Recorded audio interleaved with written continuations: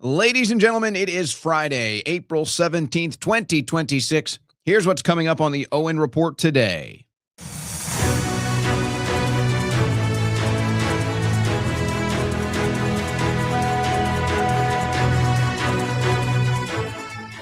Well, it's Victory Day or something like that. Victory in the war that was never a war. Victory in opening the strait that was already open. Well, anyway, we'll try to make sense of it. We're going to look at Trump's statements, the results, some good results. However, I think we're all getting the Groundhog Day feeling. We've been here before. We've been here before. In fact, we've been here so many times before, we're starting to think that the whole world has gone crazy. We're really starting to wonder what the hell is going on with the world around us. You wake up, the clown horns go off, and then you're surrounded by a bunch of people in a Trump outfit waving pom-poms in your face and gyrating on you. And you're like, what the hell? I'm just trying to, can I just have a normal Friday, please? Oh, can I just get a normal Friday? No. And then Trump makes a statement on Israel. We'll see how that thing held up. Doesn't look good. Doesn't look good. So we'll look at that. We'll look at that. That's the big news today. That's the big news today. Plus this weird thing that happens whenever the Trump cult gets off of their knees worshiping Trump. They then turn around and start pointing and screaming at you. So we are going to cover that today. They're out as usual. We actually have a bunch of news from the Senate, from the House, that is not getting much attention today because of this. The FISA vote last night, what happened with that? We have a development there. You also have Congress voting. It's so easy to do this. It's impossible. You can't get a SAVE Act. You can't get that. We can't get the votes for a SAVE Act, but we can get a vote to turn over American wildlife, American land, to foreign companies who want to come mine it. So that happened in Congress. No resistance. Easy to get that deal done. Can't give you a SAVE Act, though. Can't do that. What about all the money that Trump's talking about coming into the country? You know, those trillions. What about those data centers? We've got an update on that story for you today. A couple updates, actually. It'll lead us into a comment that Elon Musk made, which is a comment you've heard before. Even Musk has made it before, but for some reason today, this comment that Musk made is getting more attention than it normally does. So we are going to look at that. A couple other stories out of the administration. You've got another exit. Yes. Another exit, ladies and gentlemen. We'll be telling you about that. We've got some Maha news, some Make America Healthy Again news. I got some pure slop for you today, too. I mean, pure. Some pure sports slop for you today. It's Friday after all. So you're going to get a little slop on your plate today. Why not? It's okay. A little slop every once in a while. It's like soul food. You know, it's like a cheat meal. It's okay. Every once in a while, you gotta slop it up. Every once in a while. And then I don't know if I even want to do it. I'll probably avoid it today. The latest developments in the Tyler Robinson case. And then there's some news out of TPUSA after what many are calling a bad turnout at their Vance Kirk event. Seems they are trying to do something to correct that negative optical situation. I don't even know if I want to go there today, though. It's very weird, I have to tell you. It's all very weird. And then how about some conspiraslop? Conspiraslop. You know, I like to think, maybe I'm crazy on this one. I like to think I was kind of one of the first people to start normalizing slop, conspiraslop, slopaganda. These things have gone mainstream now. Everybody's using these words, and I like it. So we have a little conspiraslop and a little slopaganda today. This news update was brought to you by OwenSchroyer.store, the official site for Owen Report merchandise. Guys, what's it like? What's it like when you get those precious metals in your hand? Isn't it nice? It really is nice. Maybe you don't know. Maybe you'd like to find out. Maybe you should give a call to my friends at Allegiance Gold. They can hook you up. They can make it happen for you. Get some silver, get some gold. Feel good about diversifying your wealth. That's what we're talking about here. We are going to talk about the stock market today. It's volatile. It's up. It's down. Do you feel it's a safe bet for your wealth? What about banks? A lot of bank runs happening. What about crypto? Massive crypto burst. And then there's precious metals continuing to pay off. Then there's precious metals standing firm. So you might be thinking about this. You should go to protectwithowen.com or give my friends at Allegiance Gold a call. 844-790-9191. And if you're thinking about making the move, now is the time. And right now, they're offering $5,000 in free gold and silver with qualified investments. Whether through your 401k, IRA, or savings, they make it easy to move into precious metals. But if you have questions, you have concerns, the call is free. 844-790-9191. Why did I partner with Allegiance Gold? It's simple. Nearly 10,000 clients nationwide. An A-plus review, A-plus rating with the Better Business Bureau. It doesn't get any better than that. And when you're talking about your wealth, isn't that what you need? A-plus. That's what you get from Allegiance Gold. So give them a call, 844-790-9191, or go to protectwithowen.com. Protect your wealth because no one else will. Turn my system on.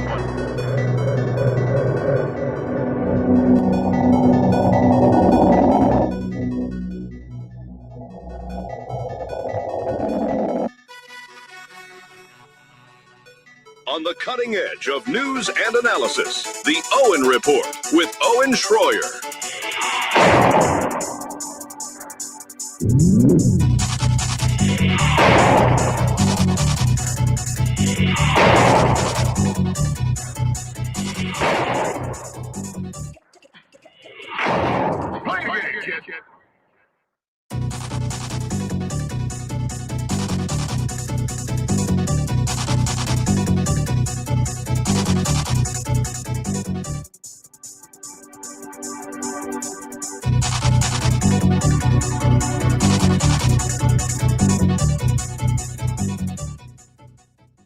Sorry, guys. Excuse me. I got to take a jab at Bill Mitchell here. Do you guys mind? Do you guys mind if I fire a quick jab at Bill Mitchell before I get into my monologue? Is that cool with you guys? You guys are going, I can't help myself. You know, they're all coming at me today on X. I have to say I'm enjoying it. I'm feeling nicey today, too. Do I look stressed, guys? Or do I look moisturized and demure? Demure, doesn't matter. Not stressed. No cortisol spikes here. A lot of cortisol spikes happening today, though, I have to tell you. I'm going to fire this off at Bill Mitchell. Guys, give me a second.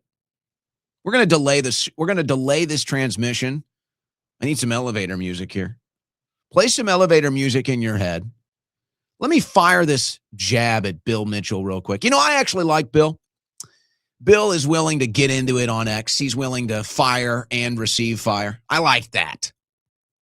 I like that. Let's see. Let me get this perfectly worded jab. Let me land this. Let me face plant this jab real quick. Yeah, this is good. I like this.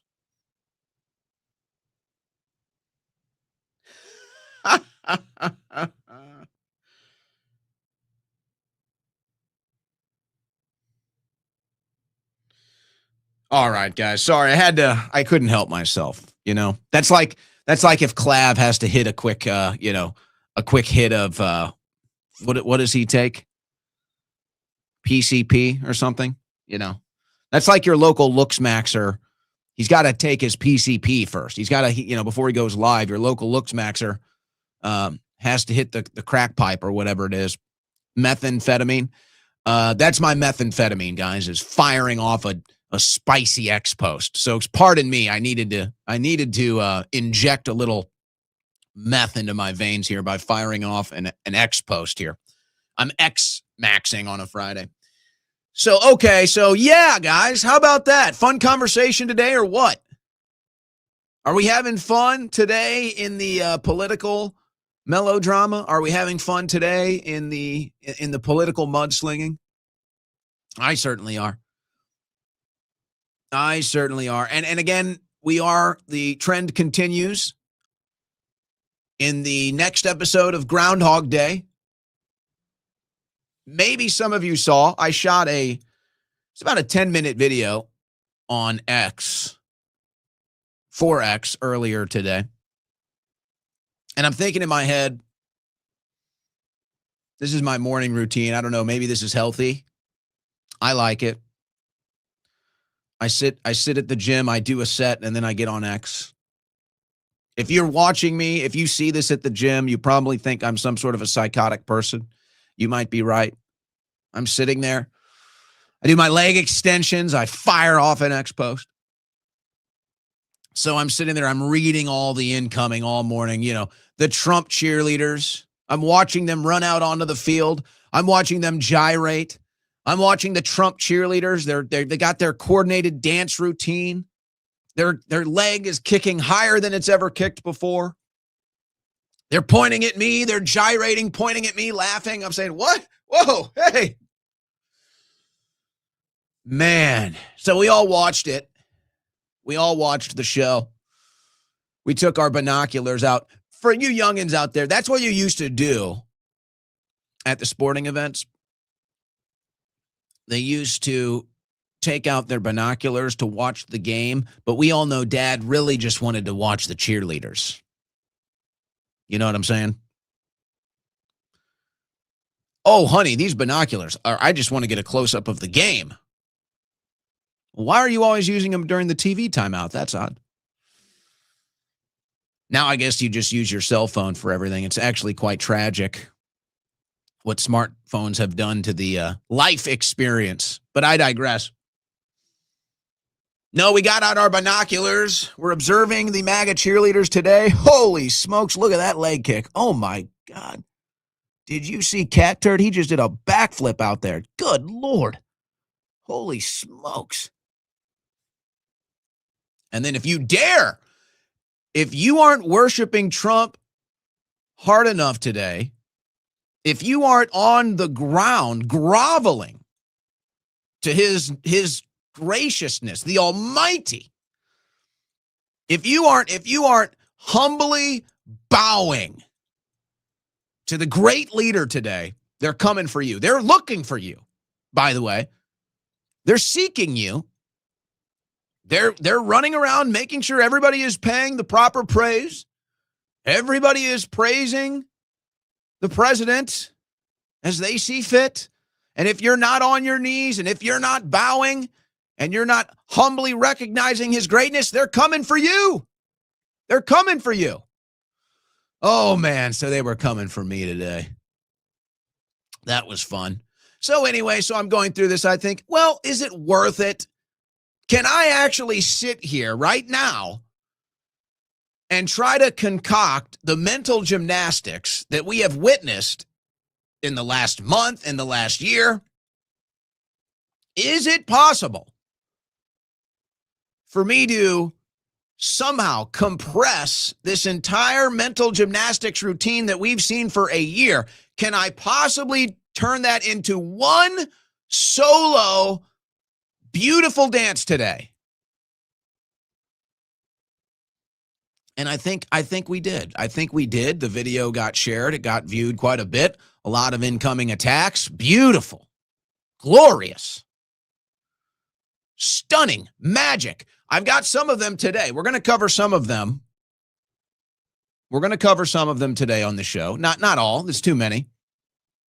So we're witnessing this. So I try to go through the mental gymnastics. All right. What are the different things we're claiming as victories here today? As if we've never been here before.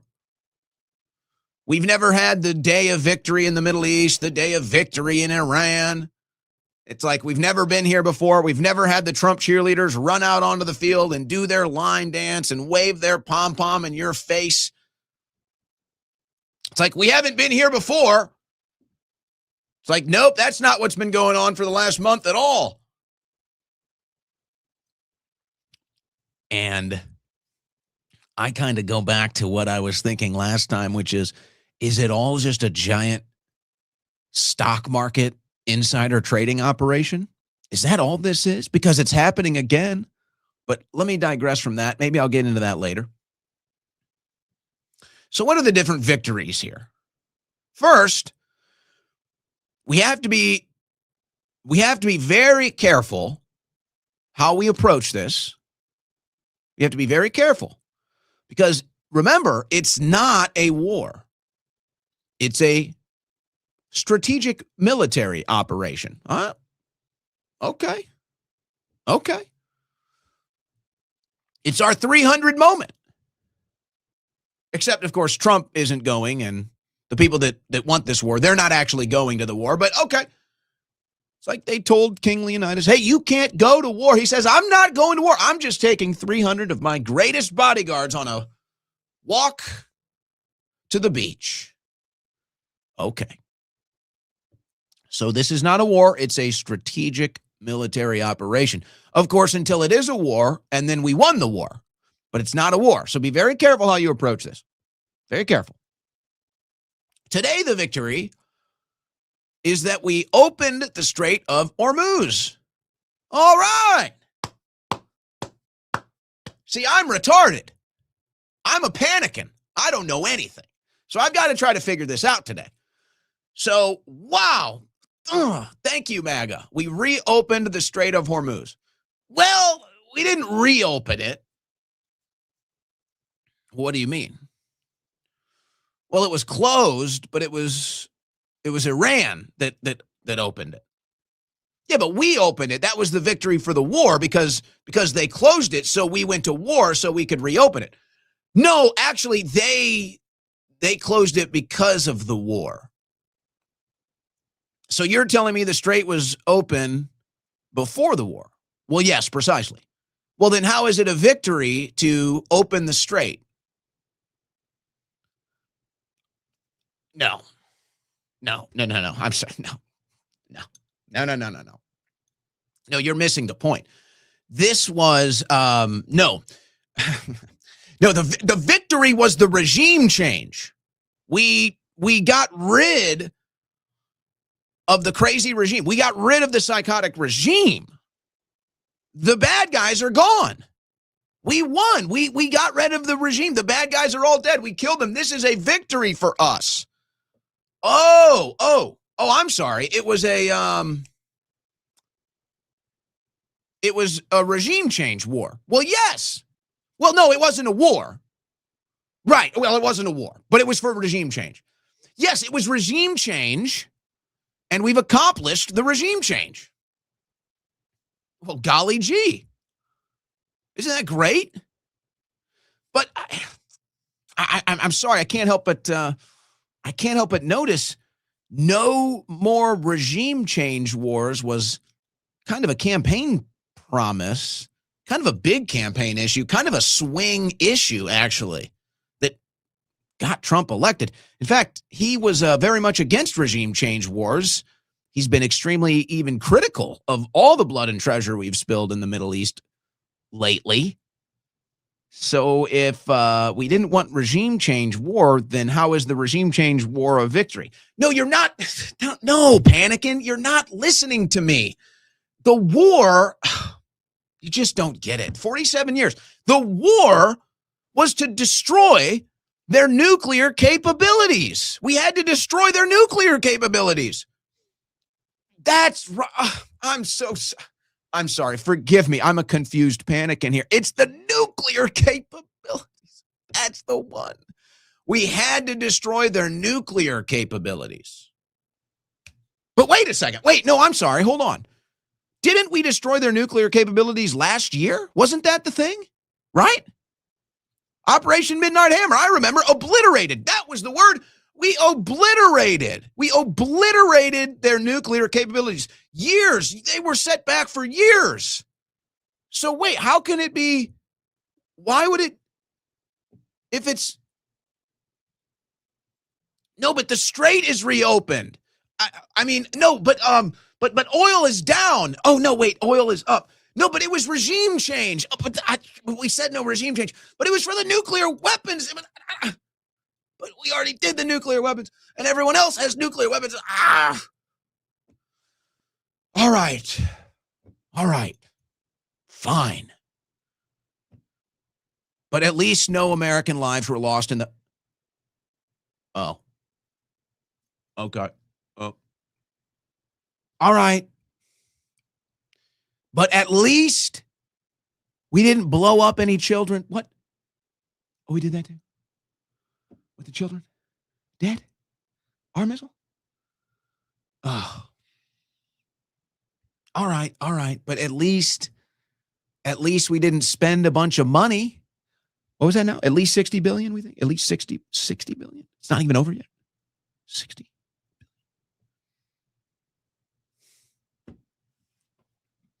All right, you got me on there. But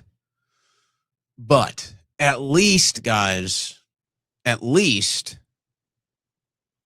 we took care of all the domestic issues first. At least we got the mass deportations, the Doge cuts, the deep state arrests, saving the U.S. economy. At least we got all of that taken care of first before we went to the Middle East again, right? At least we got all of that taken care. 0 of that? Not 1. There was 1. Well, there you go, guys. There's your entire debate on X summed up in, I think we did it in about 10 minutes there. Mm-hmm.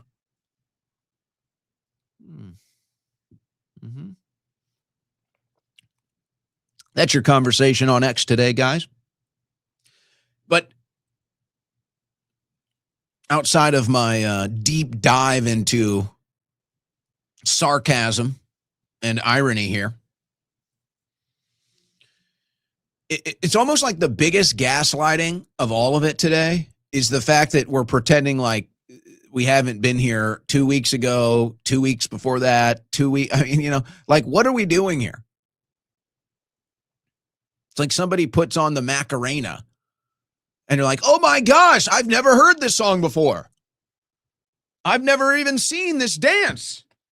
How did I know how to do this dance? I don't even know. The Macarena? What? And so the gaslighting is just outrageous. And here's what is another phenomenon that's happening with this. Because this is just like, it's part of the cycle that we've been doing now with Trump in the right-wing kind of infighting that's happening. It's like every time we complete another cycle here, every time we complete another trip around the board, more people start looking at us like we're the sane people. Like more people join our side of things and they're like, okay, you're right. This is a merry-go-round. Wait a second. What? And so I'm getting more messages today about it.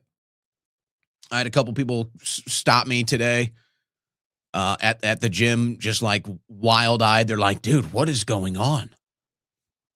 I'm like, yeah, I know, man, right? Hey, you're in clown world now, buddy. Honk the horn, smile, and wave, bud. That's all you can do now. So it's like, okay, another cycle. I want it to end. Look, don't get me wrong here. I want it to end. I want off this ride.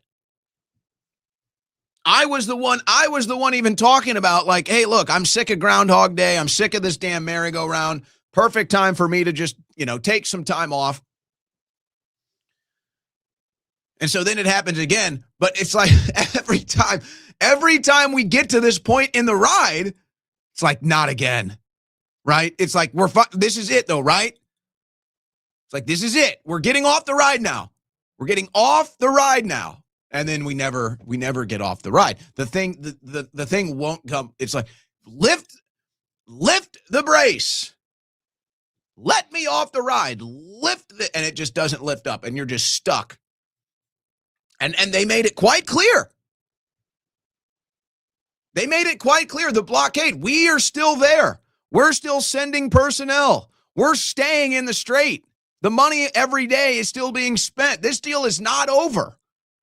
So All right. Take us down. Go ahead. Take us down. Hit the button. Go ahead. Just go ahead, guys.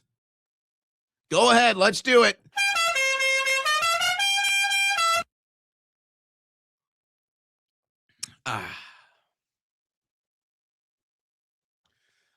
How are gas prices? Pretty good. We're doing good there, right? Got to go fill up. Need to fill up. Should I wait? So what's going to happen? So what's the strategy now? I'm thinking about just selling everything. The stock market is now corrected. It's back. It's back. If you're considering it from that perspective, if you're riding the waves, we've just waved. We've just peaked out at the wave. So does that mean the dump is coming next? Because you notice how these developments always conveniently happen on a Friday until the next big swing for Monday happens. Amazing how that works. Oh, and apparently there was some big bet on oil futures. Somebody hit like $1 billion bet on oil futures today. I'm sure that's fine. That happens every time too. So that's great. Nice little trend to lead you back to the thought that this is just all a big giant stock boondoggle. Let me do this. Let's all, you know what? I'm going to wait. Maybe, do I want to do this now? I've already gone into the war stuff. I'm going to do this maybe at the start of the second hour. I meant to do this at the top of the show, but I got lost in the sauce. So we'll just start the next hour with this deal. Let's get back to the news on the war front here. Iran declares Strait of Hormuz open to shipping, but Trump says U.S. blockade still active. Well, that doesn't give me much hope. Unfortunately, I really want this deal to end, but that doesn't help very much. Oil prices are down. Not really affecting us quite yet. Oil falls by 13% after Iran declares Strait of Hormuz open. So the cost per barrel is down. Let's hope that impacts the price at the pump here. But so far, the price at the pump here has done nothing but go up since this war. We'd all like to see an end to that. Now, here's some of the bigger news. Let me pause and go back to kind of the general debate happening today. There's a lot of assumptions that are being made. There's a lot of assumptions being made as far as the results of this day's news. There's a lot of assumptions being made about the general geopolitical order, the price of oil, all of this stuff. And of course, all of the assumptions being made today by the Trump cheerleaders are all positive. Of course, it's all positive for Trump. Nothing Trump does is ever bad. America's greater than ever for them. I don't think we're so sure about what the final outcome of all of this is going to be. So people are leaping to conclusions. This is one of those stories that if there's anything that points us in the direction of what is the bigger outcome here, what is the larger geopolitical outcome here, aside from just the MAGA infighting and the debate over the war, the effects of it, whatever here in the United States, what is the actual bigger picture effect of all of this? This is where you start to get an idea. India imports millions of barrels of Iranian oil paid for in yuan. Indian refiners have paid for the oil in yuan via ICICI Bank's Shanghai branch, bypassing U.S.-linked financial channels. So this is bad. If more countries start buying oil in the yuan, that hurts us. That has been one of the major fallouts from this regime change war in the Middle East, in Iran. So that's not good. Yeah.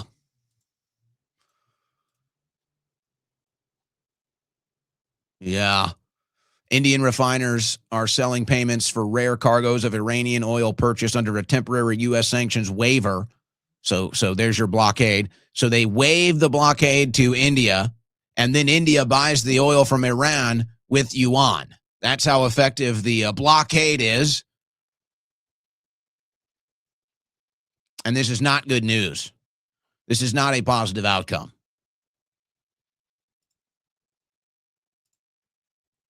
And we're still there.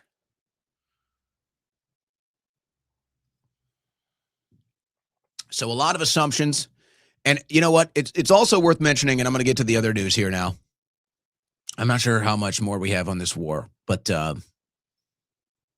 we do have some more news. A lot of people leaping to conclusions that all the outcomes here are going to be positive. Another one I know we have coming up too is Trump says Israel has to stop bombing Lebanon. They kept bombing Lebanon. Maybe it'll stop. Maybe it won't. We've been there too before. That's never happened. Most famously, when Trump was outside of Marine One and he said they don't know what the fuck they're doing. That was the last time Trump told them to stop bombing, and then they started bombing immediately after. Remember that one? That was last year. So let's not pretend we haven't been here before on that situation either. So the last in-person meeting, this is just weird. I don't know. I can't even make sense of it. I'm just telling you this. You may be unaware. The last in-person meeting that happened in Islamabad, Pakistan, the Pakistanis apparently are trying to negotiate this deal. Now, what's so strange is that the Pakistani delegation that was sent there, very anti-Israel. They are not very, very good friends of Netanyahu. So the fact that Trump would try to go through a channel of Pakistani diplomats that are not very kind to Netanyahu is interesting. Then you look at the other side of that border at India, that Trump gives a pass to purchase Iranian oil, and then they purchase that oil in the yuan. India and Pakistan, not exactly best of friends. So it's like, I'm wondering, is all of this connected? Is any of it connected? Does any of it make sense? But when I saw that today about India, I'm thinking, is this a retaliation for Trump trying to do these diplomatic meetings through Pakistan? Seems like everything is crazy right now. So maybe, guys, maybe just putting on the cheerleading outfit and waving the pom-poms, maybe that's the way to go. It's the easy lifestyle, that way you don't have to think. And maybe some of that big GOP money, maybe some of that big Trump money, that big donor class money, maybe some of it trickles down. Maybe you get a little pat on the head,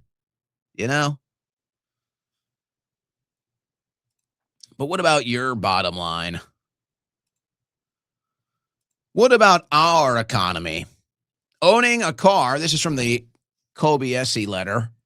Owning a car in America has never been this expensive. The total cost of vehicle ownership in the United States has risen 36% since January 2020. Motor vehicle maintenance and repair costs have surged 50% over the same period, jumping 6% in March alone, year over year. Meanwhile, auto insurance prices are up 56%, while motor vehicle parts equipment are up 27%. Vehicle ownership costs account for nearly 15% of the CPI inflation formula. This means these costs are one of the biggest drivers of the raising cost of living for American households. Car inflation is squeezing U.S. consumers. And then you can see the line graph there. Not a good look. Not a good look. But that's just a larger portion of the cost of living in the United States of America, which is not getting any better for the American people. But don't worry, because the plan is for you to own nothing and be happy. Don't worry. The plan is for your car to be a part of the AI surveillance state, and it will give you a ride. So don't worry. We have a solution for you too. We have a solution. Foreclosure activity rises in Q1 2026 as market continues to normalize. I don't know. People say it's normalizing. That sounds bad to me. That we're up 26% on foreclosures from a year ago. That means foreclosures are up. That means people aren't paying their mortgage off. So that doesn't seem to be good news. But I guess if people are buying a house they can't afford, then maybe you consider that normalizing. But then why are they buying a house they can't afford? Oh, that's right, because of the cooked mortgage rates. So here we go. All right. A bit of a let me do this. Let me do this, and then we'll get back into some of the weeds here on the debate over this war. And I'll get into some of the replies to me and some of the commentary happening, and then there's also some breaking news. Let me just pause everything right here. Let's put our differences aside for a second. And let's think about something that needs to be done. Let's think about something we need to put our foot down in a very calm but authoritative way. Let's all start thinking about something we can agree on the American right, Christians, conservatives, people that want to act morally, people that want to go back to common sense, biology. Let's put our differences aside for a second. Let's be really stern about this. And we may have to be, it's going to be a very hard issue for us to really just put our foot down and say no, but we're going to have to do it. And maybe we come with a bit of a soft touch, but no tolerance. We might be able to be a little soft on the touch, but intolerant to the idea. What am I talking about? You've probably seen this video going around.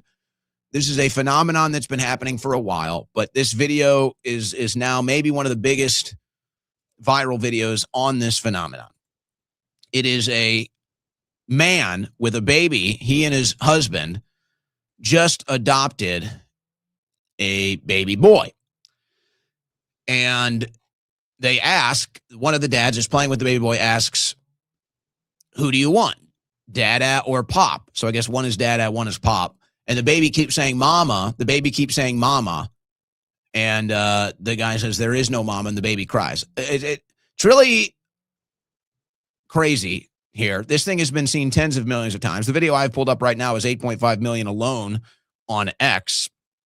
Here, I'll show you the video, and then it's time for us to say no. This has to stop.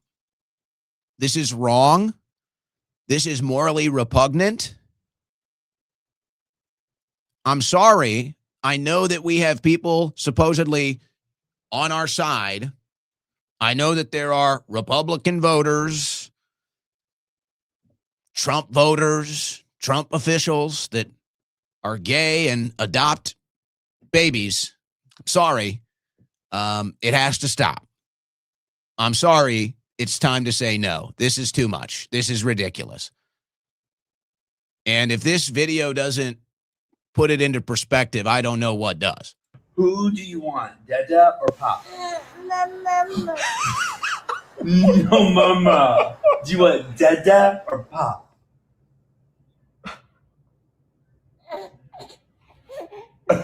Who do you want, Dada or Pop? No. Do you want Dada? You want Pop? No way, Jose. I think. Oh, there is no mama. I'm so sorry. You have Dada and Pop. You have Pop. Two choices. No mama. No.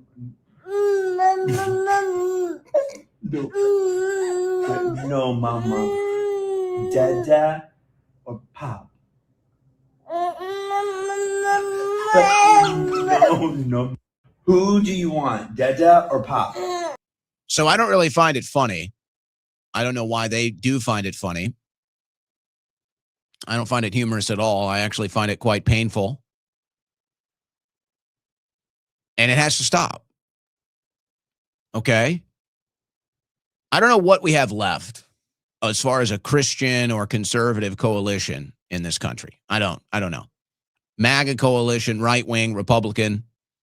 I don't know what we have left. I don't know. But I'm going to tell you this. If whatever we have left of said coalition, whatever we have left as far as political capital meets mandate from the American right, if we can't stop this ridiculous practice of gay men having a baby, if we can't stop this, and there have been obviously cases that you could put forth that says, see, this is why we can't do it, and you'd say, well, we can't blame everybody. Stop it. Stop it. Now, we have to understand that there is robust debate in this country. We have to understand that, you know what, everybody gets to have their opinion, and not everybody's going to agree with this. So we have to be ready to find a consensus and reach an agreement here.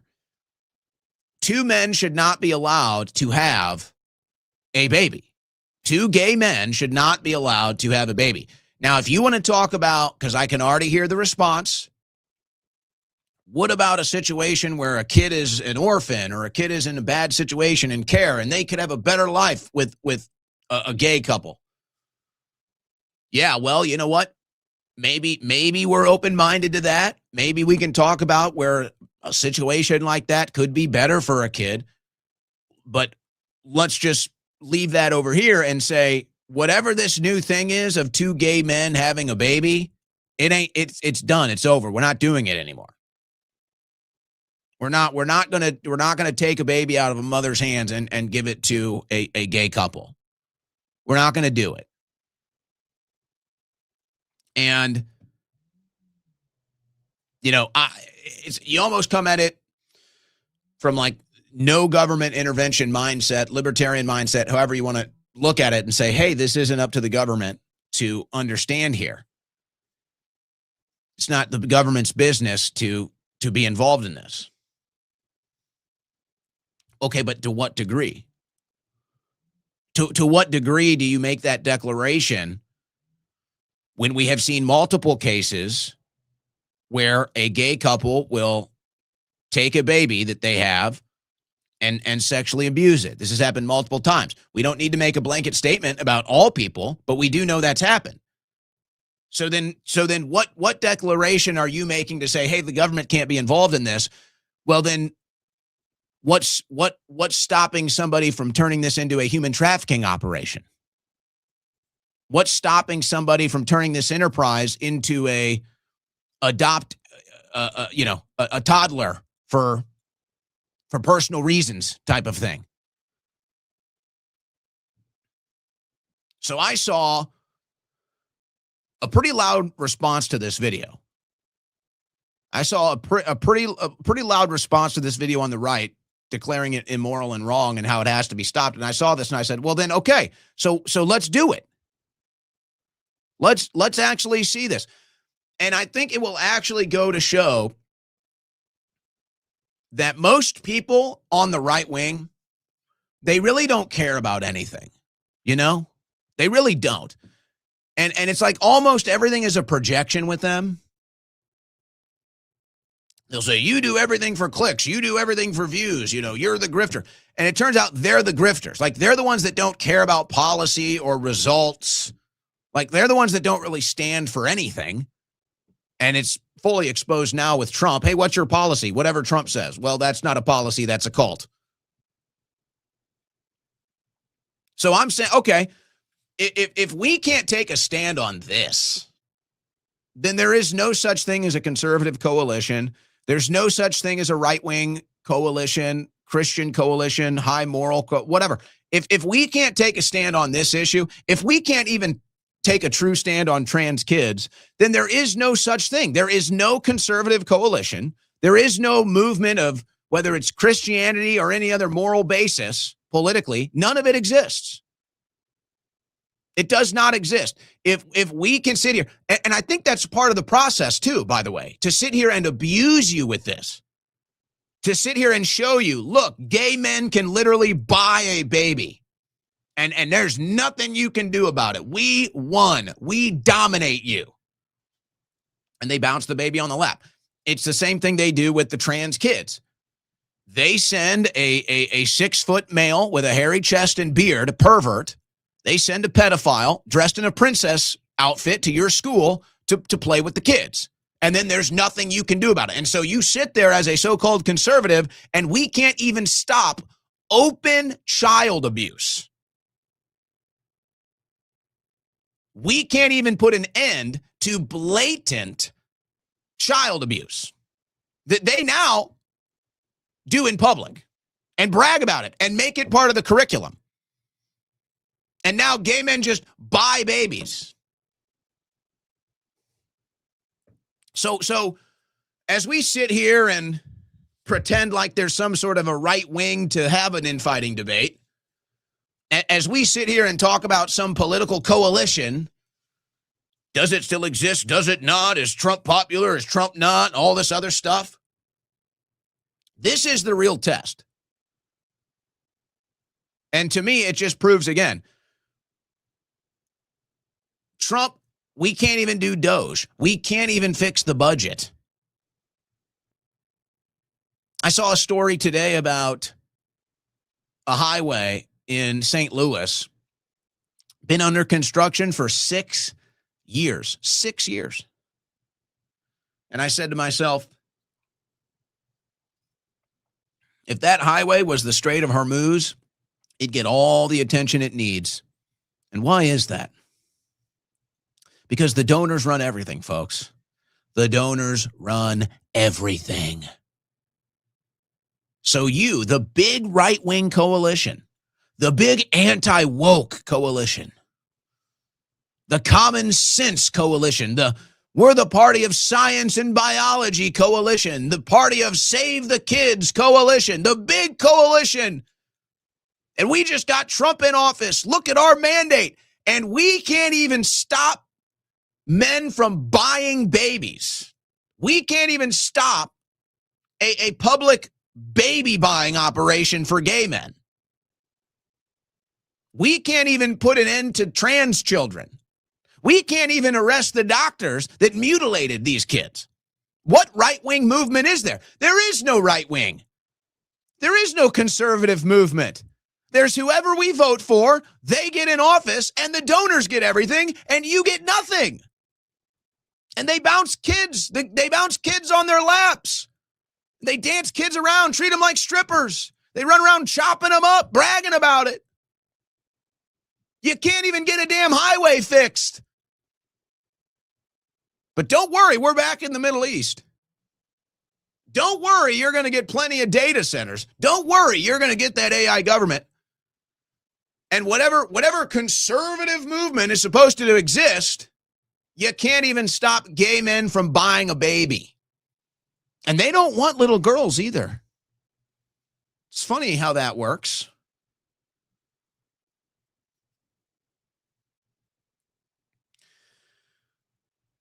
So this is to me, nobody will see it this way. Nobody will care. But this is to me a big test. This is to me a big test. We all sat there. We all watched it. We've all seen it. We've all read the stories of the gay men that buy babies and rape them. We've seen it. It's happened multiple times. We've all seen these so-called conservative voices. And they go out and they buy babies and they get praised by the right-wing conservative coalition. And then they'll turn around and they'll see this baby crying for mommy and they'll say, we got to do something about that. So why don't we? Because you know why we don't? Because you guys don't really care about anything. And that's the point.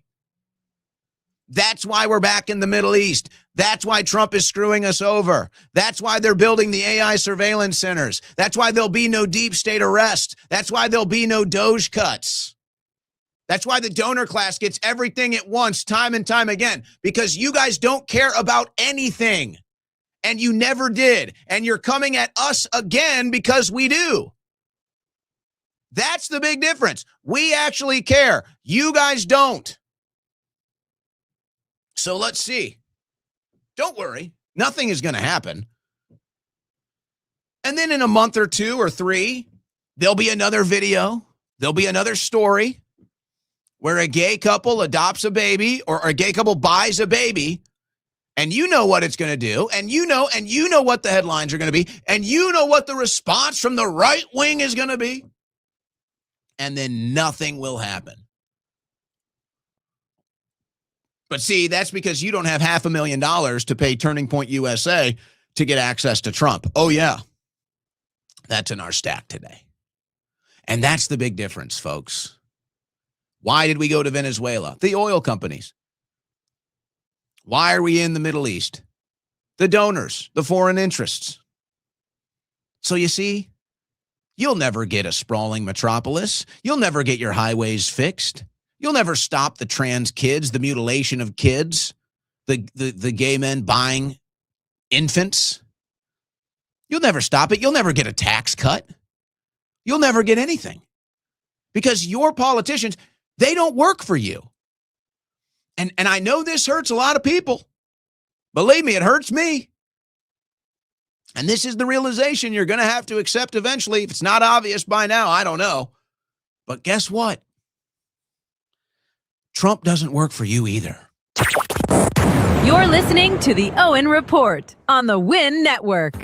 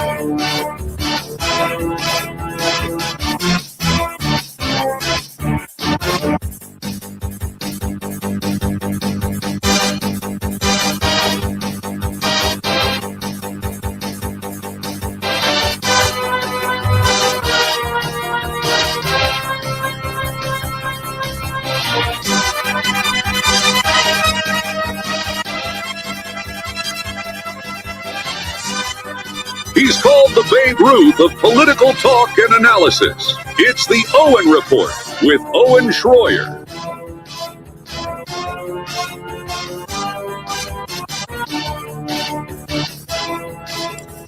Well, I guess the accusations are true, guys. I drank too much Crash Out before the show today. No, that's not possible. No, that's not possible. Really excited to be getting your reviews, guys. Crashout.energy. It's not down like X. X is down. Crashout energy is up. Crashout.energy. You know, I want to talk more about it. I won't do it right now. You know how excited I am about it. But the rumors are true. I saw it in the chat. I did drink too much Crash Out, but I didn't because you can't drink too much Crash Out. So you're wrong, but you're also right. No, Crash Out is not down. X is apparently down. Luckily,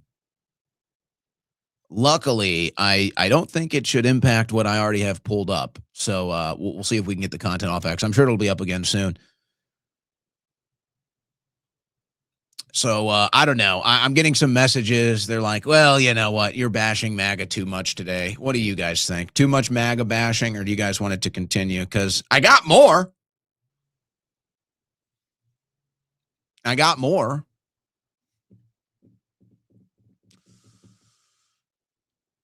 Let's go ahead and take a look, shall we? Let's just go ahead and take a look. So this is from Good Logic,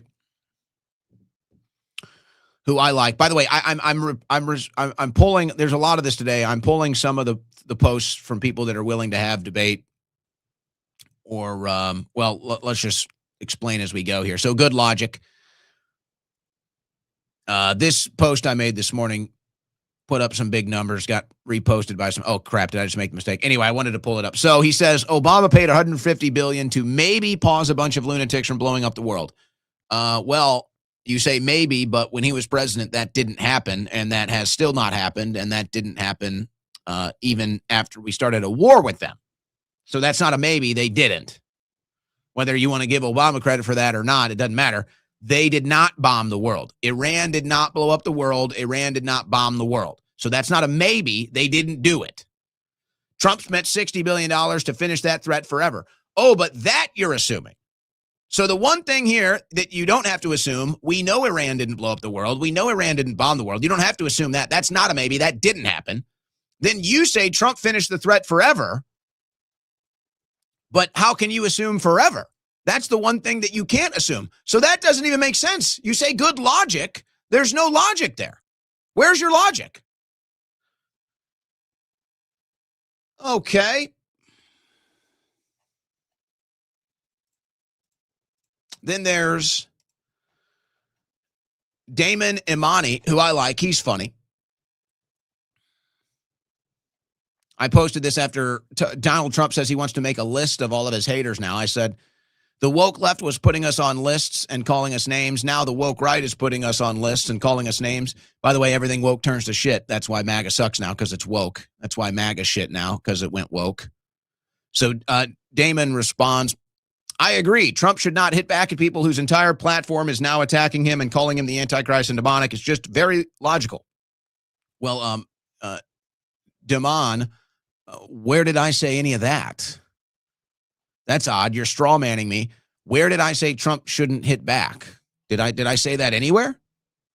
I simply stated a fact that the woke left used to do this, and now the woke right is doing it. So you're not disagreeing with what I said. I stated facts. Where did I say he shouldn't hit back? Did I say that anywhere? So I didn't say that. So I don't know where you're pulling this from, Damon. And Damon Imani is hilarious.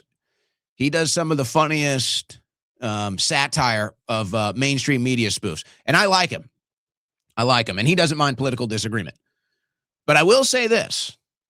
Notice how J.P. Sears, because I like to follow the media. You know, I kind of do the media market. I kind of follow the media trends and everything.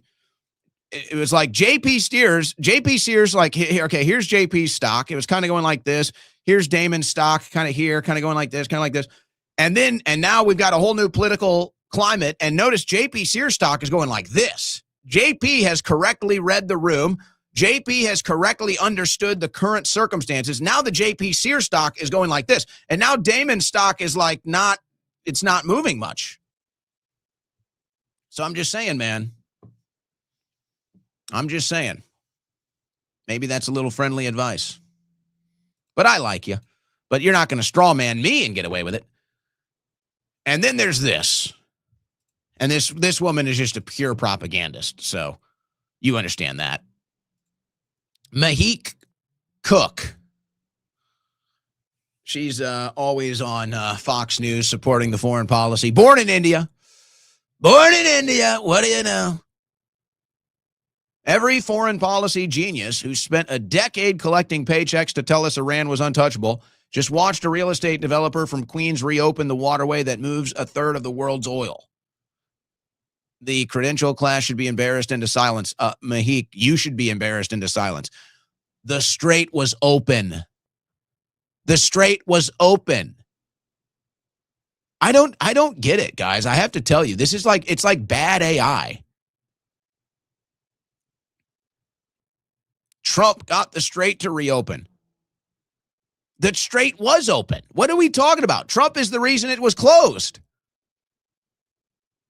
It's got to be the craziest thing. And yet, people will hear me saying this, and they'll say I'm the crazy one. Mahik Cook would say I'm crazy. She'd say Trump reopened the state. Trump reopened the Strait. He did that. Why was it closed? It's the weirdest, honestly. It's so weird. It's like bad artificial intelligence. You can't even believe it. This might be the lowest IQ take of them all. This could be the lowest IQ take of them all. Clay Travis. The Strait of Hormuz blockade by Trump and his team was strategically brilliant. It crippled Iran economically, ended the ridiculous media Iran control narrative, increased our negotiating leverage immensely, and had zero cost. Oh!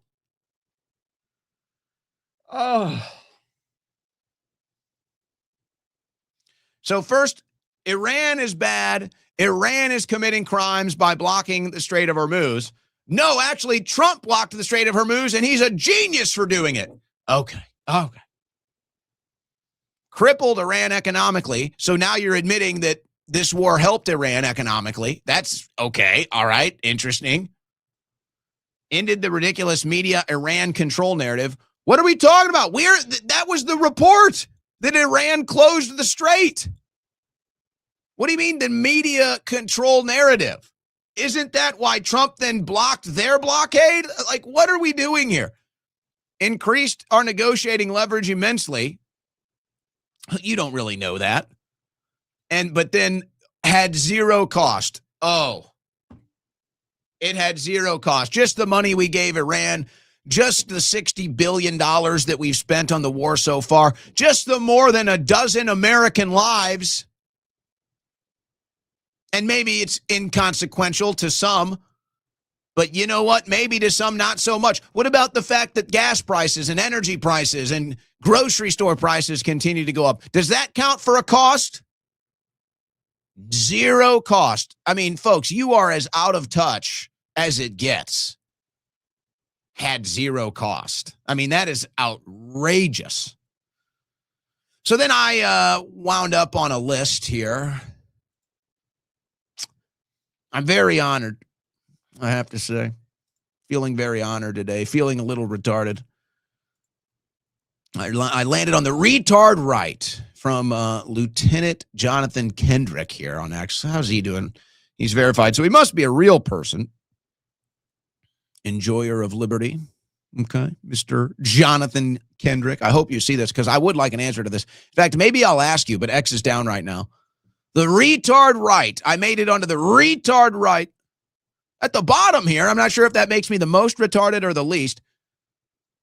So my question, though, is, from a retard, I would like to know who is the opposite of this list. I'd like to see his list of the opposite.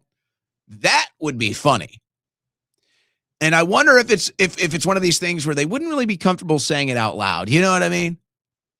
Because who are you going to put on the list? Bill O'Reilly, Sean Hannity, Mark Levin, Ben Shapiro. I mean, where are you going with your list? If this is the retard right, then who's the non-retard right? I'd like to see the non-retard right list. All your generational right-wingers who haven't moved the needle for America at all. All your generational conservatives that have watched liberal progressivism destroy our country. All the right-wing boomers who have sat and watched the country collapse that they're handing to us. Exactly who is the non-retard right? I'd love to see that. Good sir, left tackle Jonathan Kendrick. Can you block for me on this? Can you blindside block for me on this one, left tackle Kendrick? I accept my role of the retard right here. I'd just like to know who's the non-retard right. I'd love to see that list. Is Lindsey Graham on the list? Is John McCain on the list? Dick Cheney, maybe? Is that where we're going with this? I'd love to see that list. If you could get that one for me, that'd be great. That'd be wonderful. Thank you.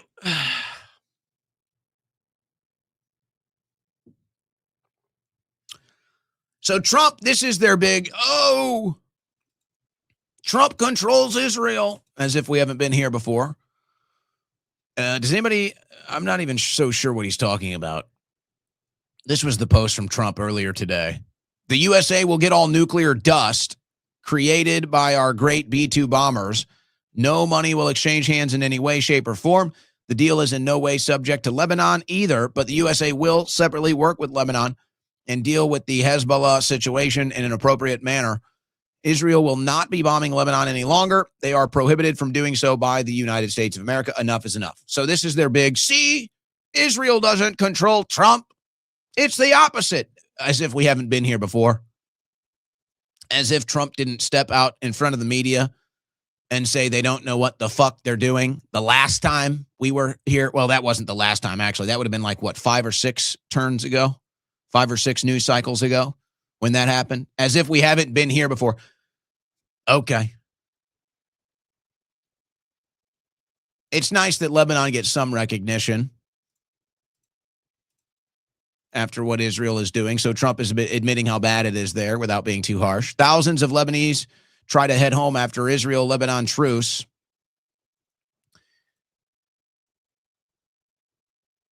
But there are claims that right after Trump sent that message, Israel started bombing southern Lebanon again. And then this is claimed a news team that was in South Lebanon because they thought it was supposed to be a ceasefire, and then bombs start going off. That was a strike, one of two. Really feels quite close. We're just outside the hospital. That felt very close and was obviously incoming. And some of the emergency service workers, incredibly, are starting to get into ambulances, I think, to respond to that. Okay, we go. Okay, let's go. Go. Inside the house. 200 yards. So as I always say, I don't know. All the news on the ground, I'm hesitant. Who knows when the video is from? The claim is that video is from just an hour after Trump, or whatever it is. Who knows the actual timing? The claim is that strike happened after the deal was made. I don't know. Either way, that's Israel bombing southern Lebanon. If it was after the deal is made or not. There was another news story about Israeli blowing up some road or a motorcycle driver or something. So who knows? But the point is, we've been here before, and Israel has violated every single ceasefire, every single time. And it's funny because they always do the same thing. Trump says, all right, Israel, stop bombing. Israel immediately starts bombing.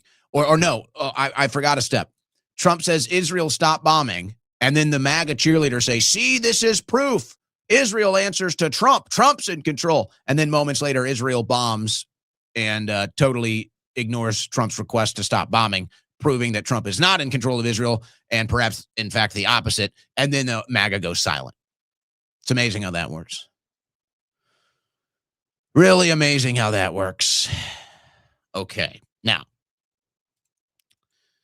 this is pretty heavy stuff for a Friday, I got to say. Especially this next topic.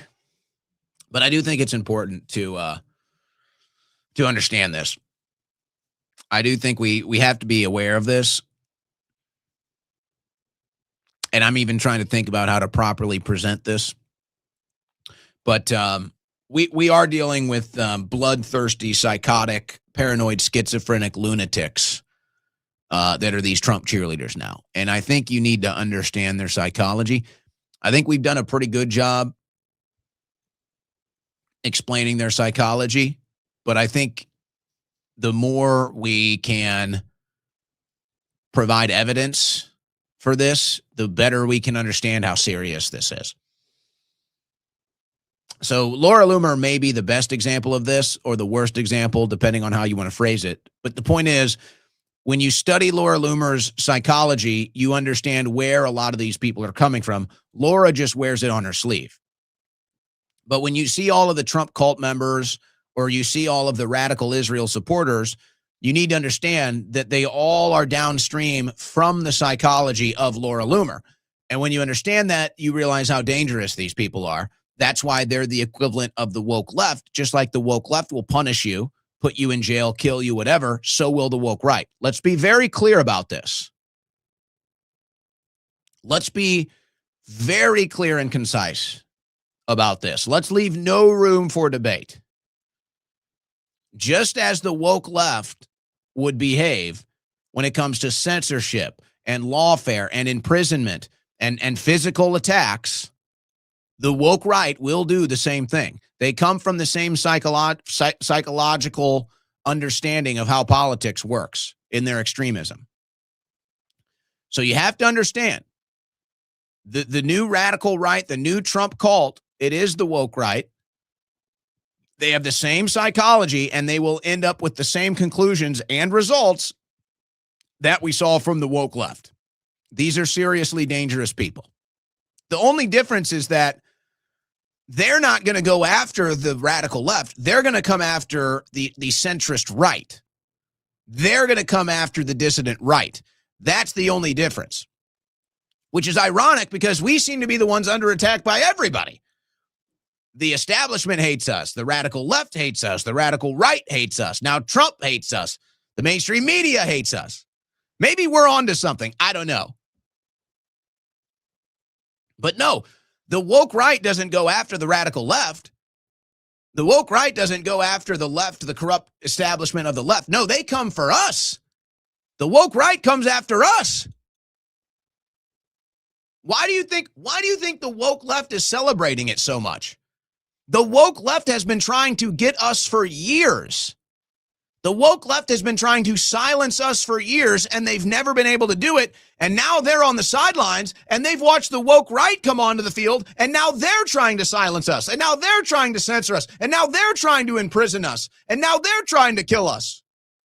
So that's why the woke left is so happy. So here's Loomer. This is the psychology you need to understand. The woke right is an Islamic movement. Horseshoe theory remains undefeated. So she's talking about, which, by the way, whatever this canary mission is, somebody made sure that as many people as possible saw this post. Hatred of Jews is America's canary in the coal mine. Rising on the left and the right, we expose anti-Semites, extremists, endangering our freedoms and democracy. So this group seemingly pops out of nowhere, and they're calling out all the anti-Semites. So they call woke right. So what is woke right, according to Laura Loomer? What is woke right, according to Mark Levin? It's anybody that has a foreign policy disagreement. It's, I can't beat you in a foreign policy debate. I can't beat you on a debate of the merits of our current foreign policy or our relationship with Israel. And so therefore, I'm calling you Hitler. So the woke left couldn't defeat us in a debate. They called us Hitler. The woke right can't defeat us in a debate, and they call us Hitler. But you have to understand, when she says it's an Islamic movement, you know what that means, right? She wants you dead. These people are not shy about what they want done to Muslims, folks. These people are not shy about how they feel about Islamic movements. So if they're now including you as part of the Islamic movement, that means they want you dead. That means they want to kill you.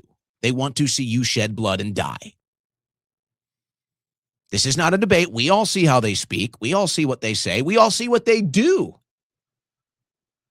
So now they're calling you an American.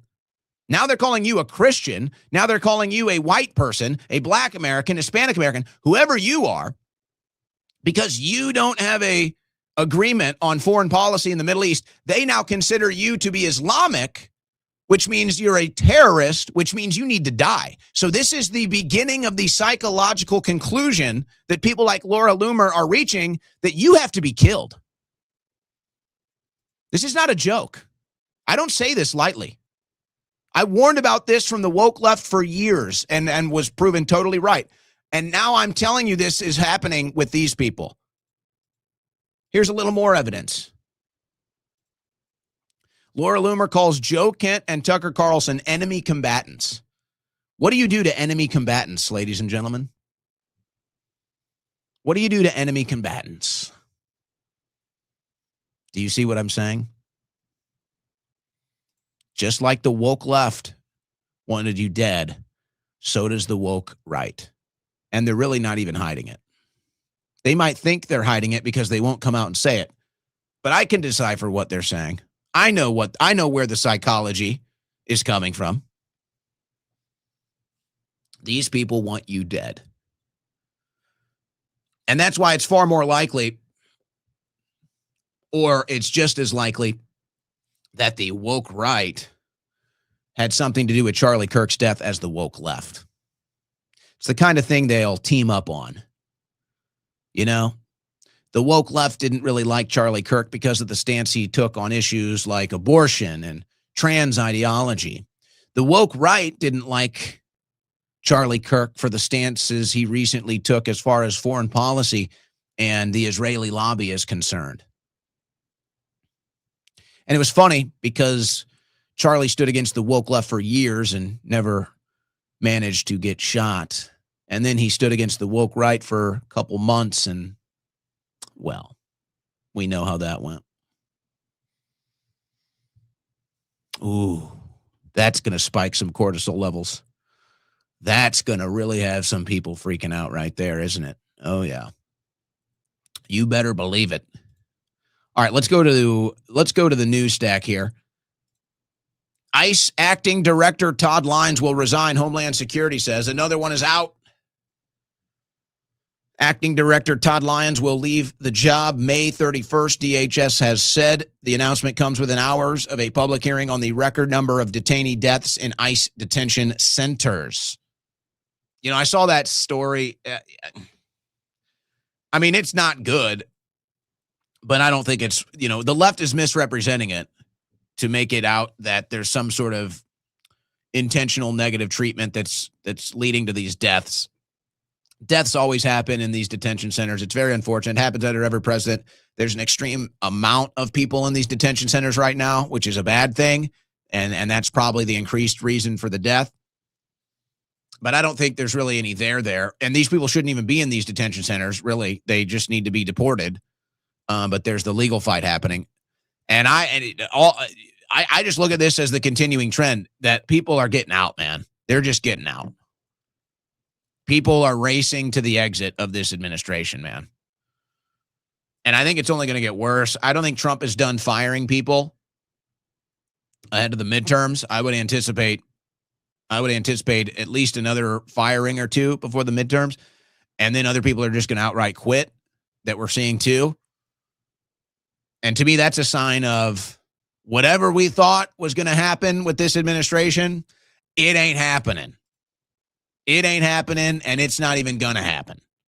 So the FISA vote happened last night. I think it ended up going down at about 2 a.m. is when they took the actual vote. House GOP passes short-term FISA deal amid Republican infighting. We got some details on this.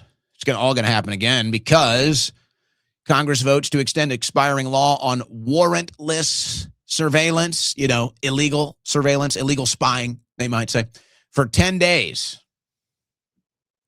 The Senate approved a stopgap measure that passed the House early Friday. Libertarian-leaning House Republicans had balked at long-term extension. So 10 days.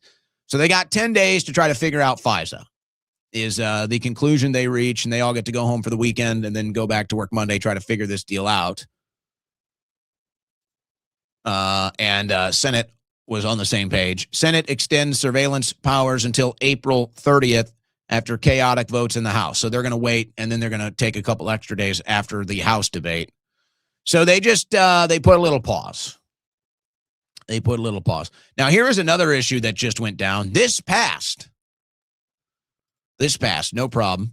Republicans made sure of it. The House just voted 224 to 204 to pass a 3-year extension of temporary protected status for 350,000 Haitians living in the USA. So the temporary protected status, that's a Democrat political item.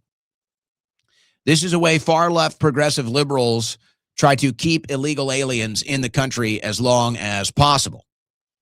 And you know, then they kind of try to work the system to get them here permanently and vote Democrat. So that's the TPS. That is a Democrat agenda. That is a Democrat item. And the Republicans just made sure it got through. 10 House Republicans voted for this. Now, let's point something out here.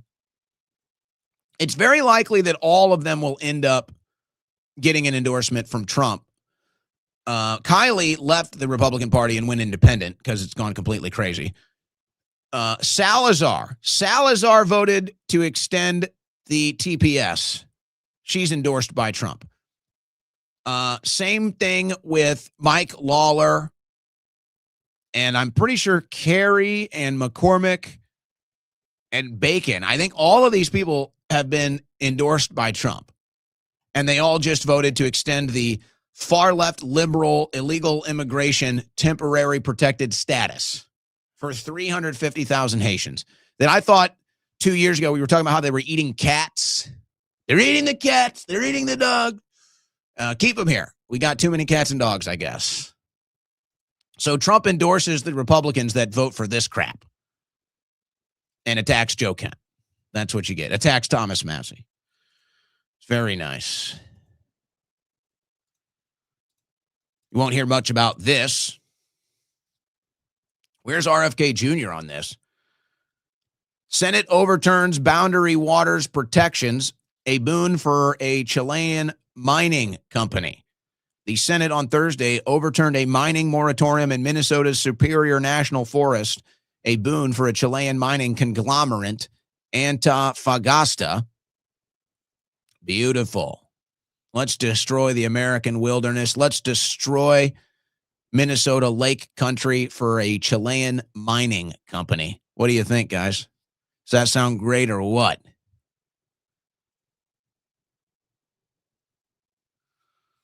So that's what we're going to do. Who cares about a beautiful park?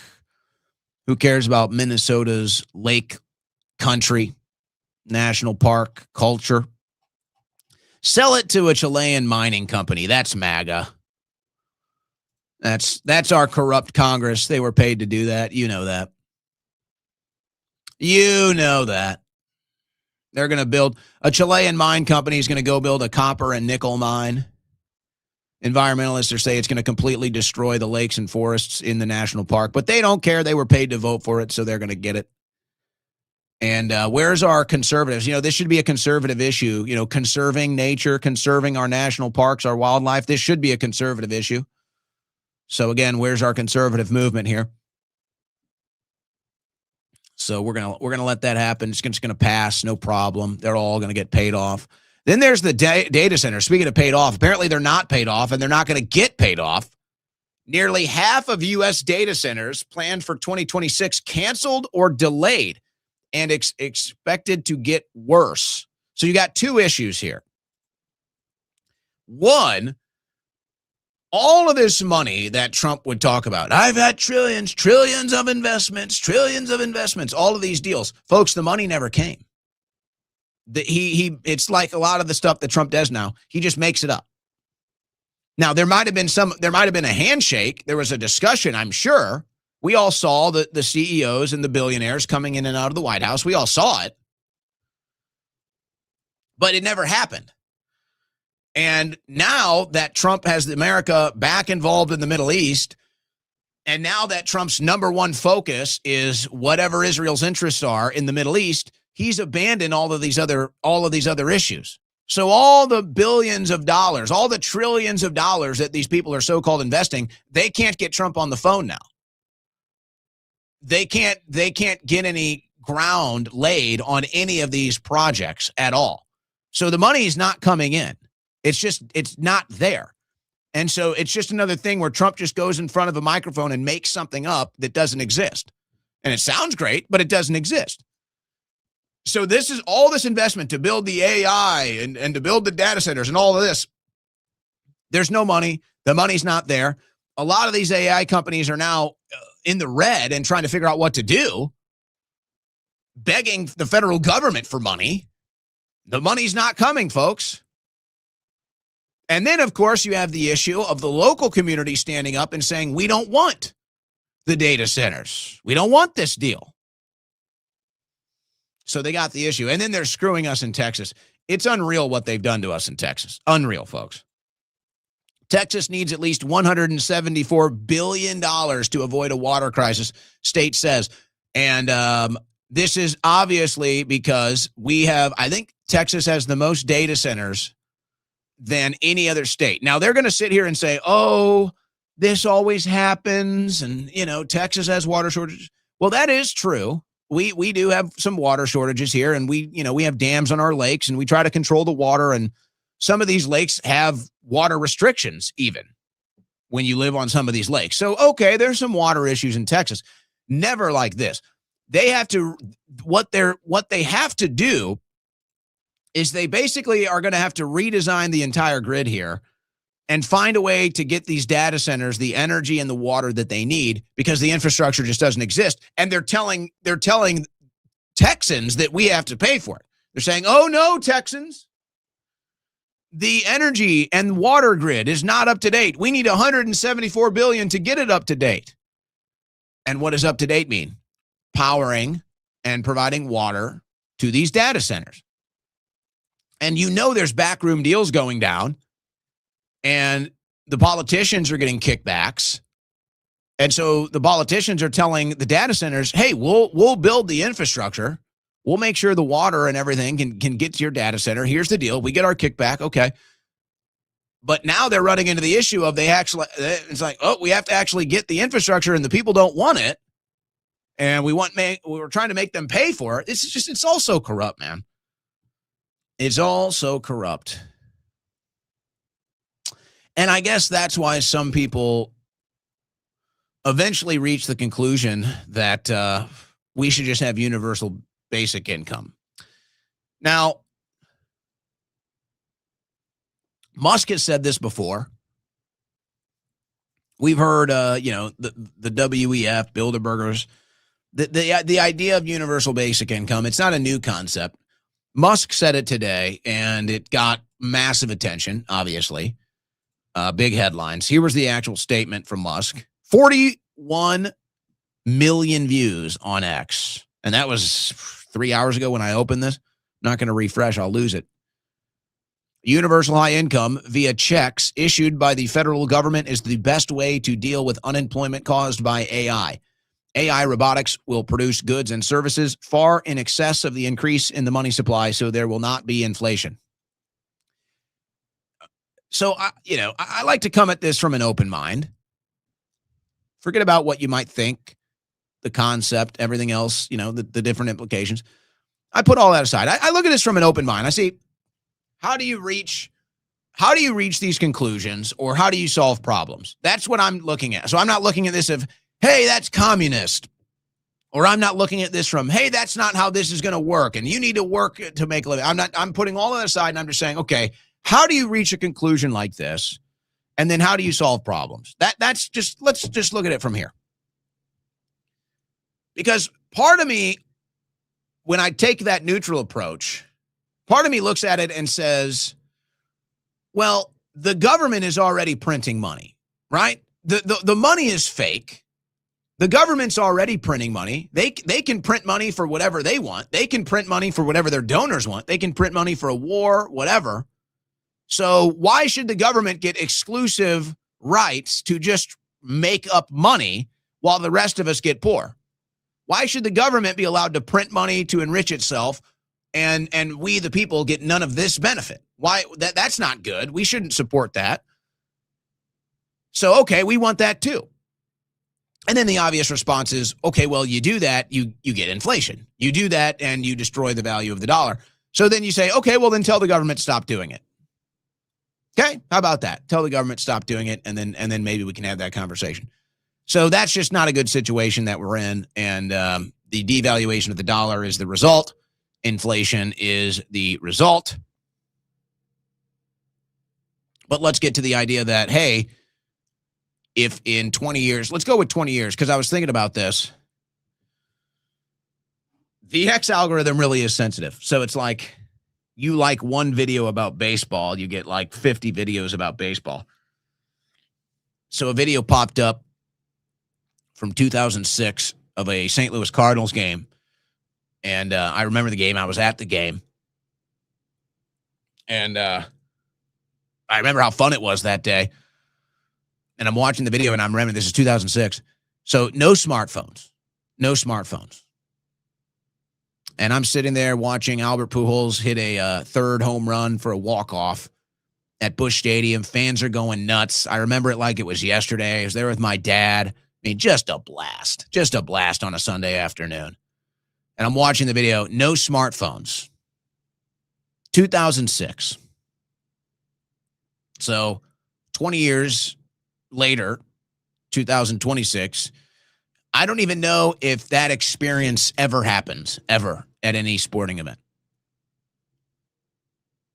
I don't know if that experience that we had before smartphones went mainstream, the experience of going to a concert, a ball game, a dance, anything, that experience before smartphones is gone. It's never happening again. It's gone. We're not getting it back. So now I look at that from the AI and I think, okay, well, where's AI going to go in 20 years? Where is AI going to be in 2046? I just watched what happened.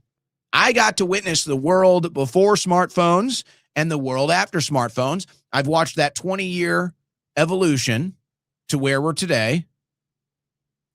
It's kind of crazy. It's kind of depressing. I'm a victim of it. I'm a user of it. And yet I sit here and I say, you know, it was kind of better before. Well, okay, so think about AI. So Musk believes that once AI is doing everything and robots are doing everything, essentially we can keep feeding money as we are into the monetary system and it's just not going to change anything and you're just not working anymore. The whole thing is a little mind-blowing to me. And I don't think we're really asking the right questions. We're looking at it. The questions we're asking are all after we've asserted the conclusion that this is the world we're going into. There's nothing we can do. We're going into the AI world, and there's nothing we can do about it. We're going into AI and robotics. We can't turn around. We've already made the decision. And I'm saying, hold on a second. Why aren't we starting there? Why aren't we starting with that question and asking ourselves, is that what we want? Or is that what we want in this sector or that sector versus maybe every sector? And is anybody having that conversation? Is anybody at the table saying, hey, maybe we shouldn't do this? And the answer to that seems to be a resounding no. So I don't like that.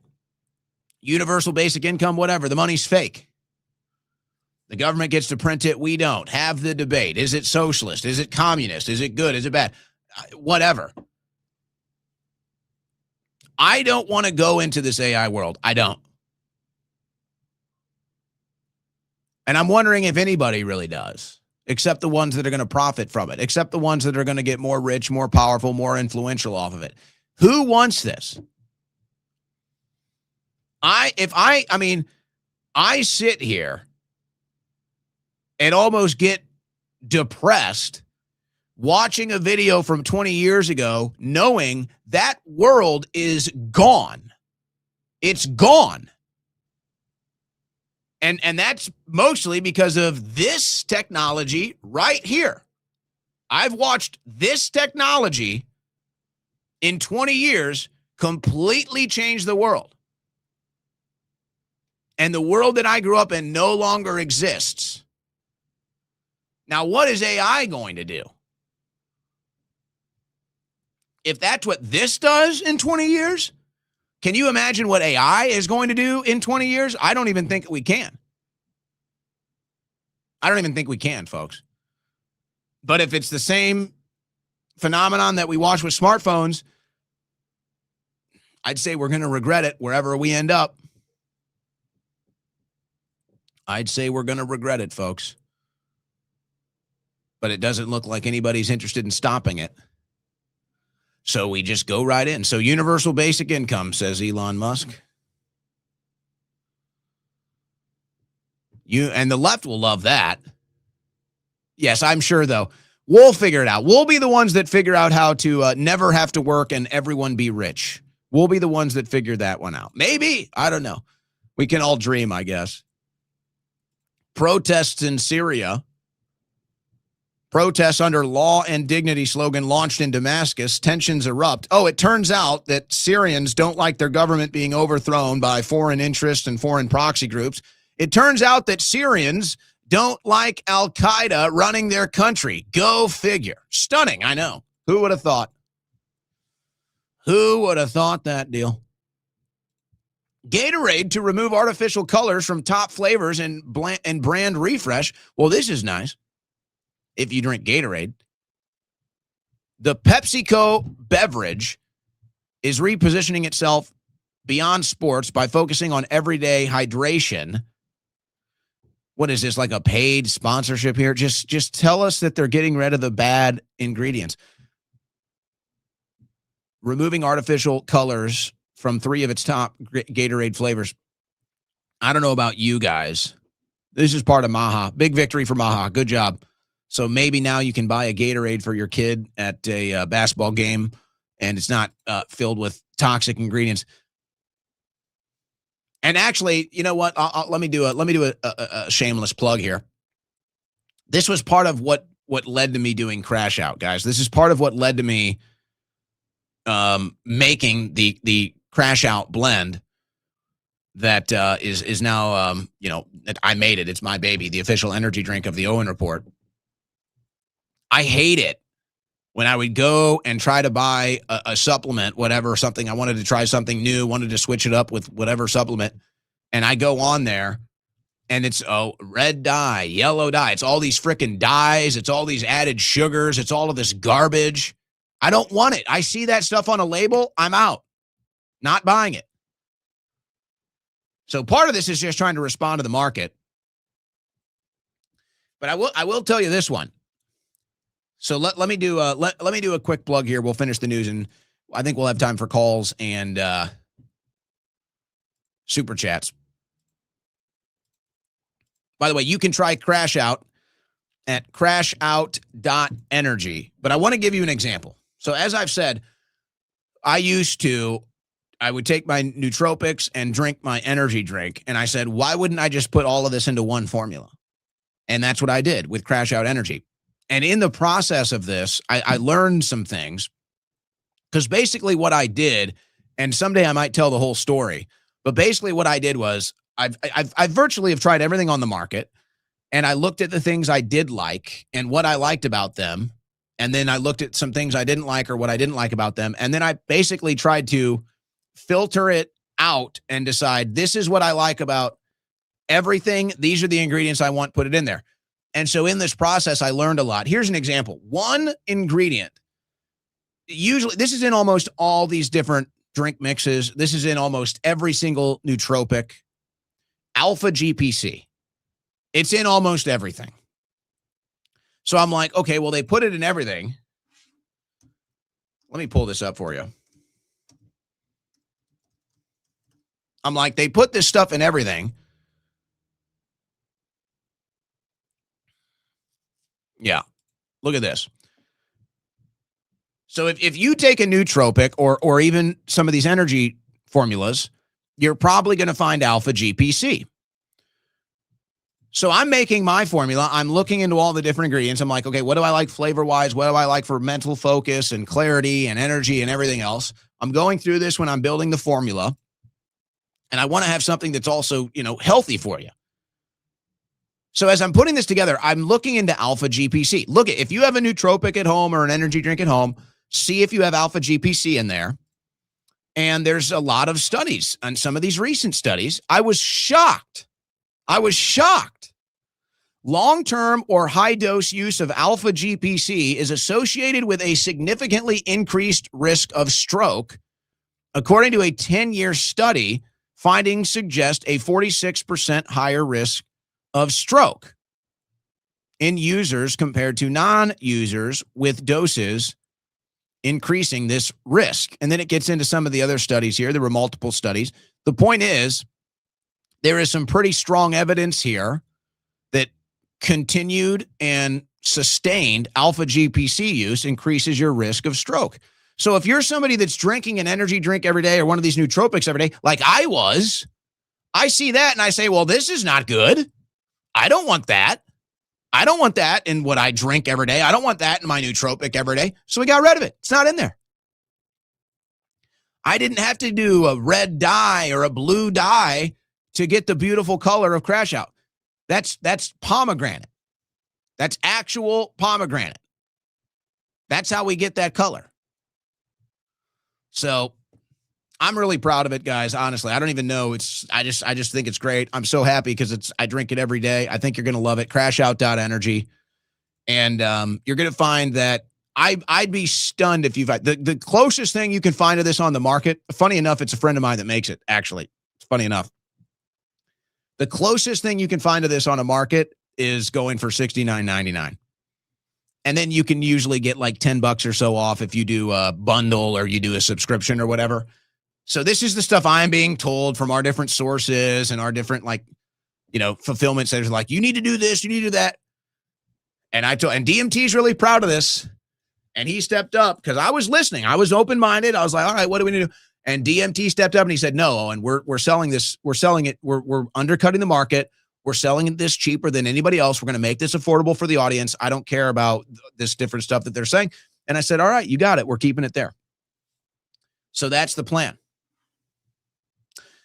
That's the plan, ladies and gentlemen. Crashout.energy. So if you drink energy drinks every day, if you drink something for mental focus, clarity, and energy every day like I do, this is your new go-to. Crash Out Energy. It's the best out there. It's not even close. Telling you, folks, put a lot of work into this. I put a lot of work into this, guys.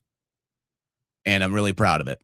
And it's something I use every day. So, I want it to be the best ever. All right, I got some slop. Let's slop it up here.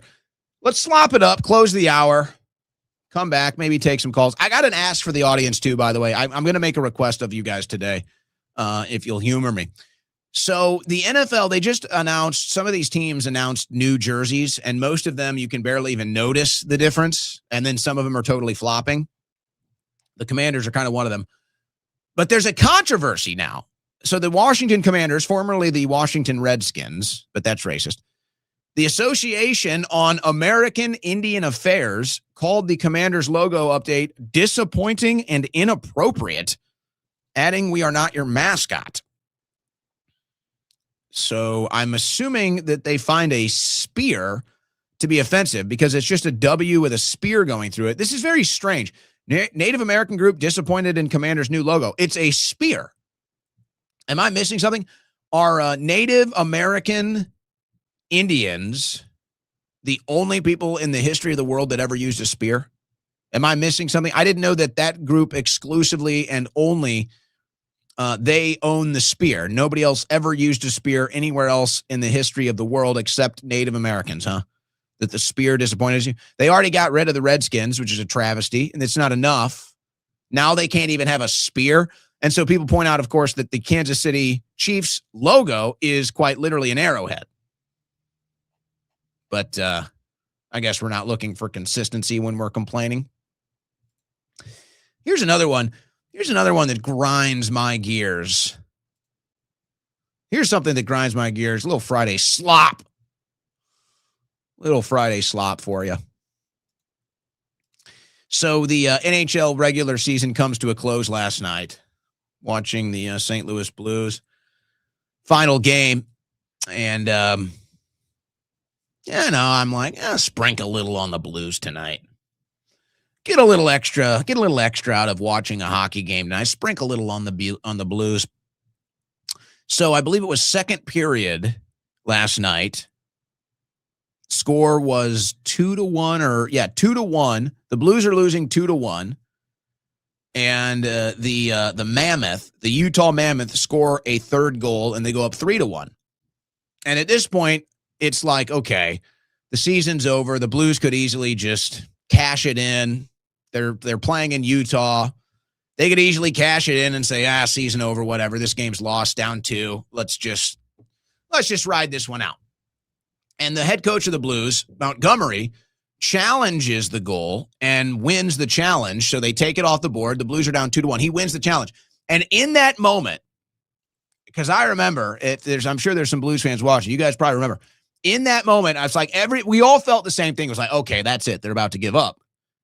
And then when Montgomery challenged it, it was like that was sending a message to the team that was like, no, we came here to win.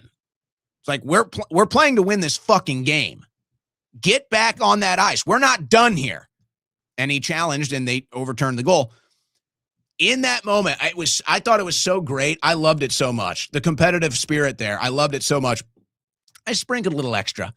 On the Blues, and since they were down at that time, you got a nice little bonus there. Nice little bonus. So anyway, the Blues end up coming back to win the game.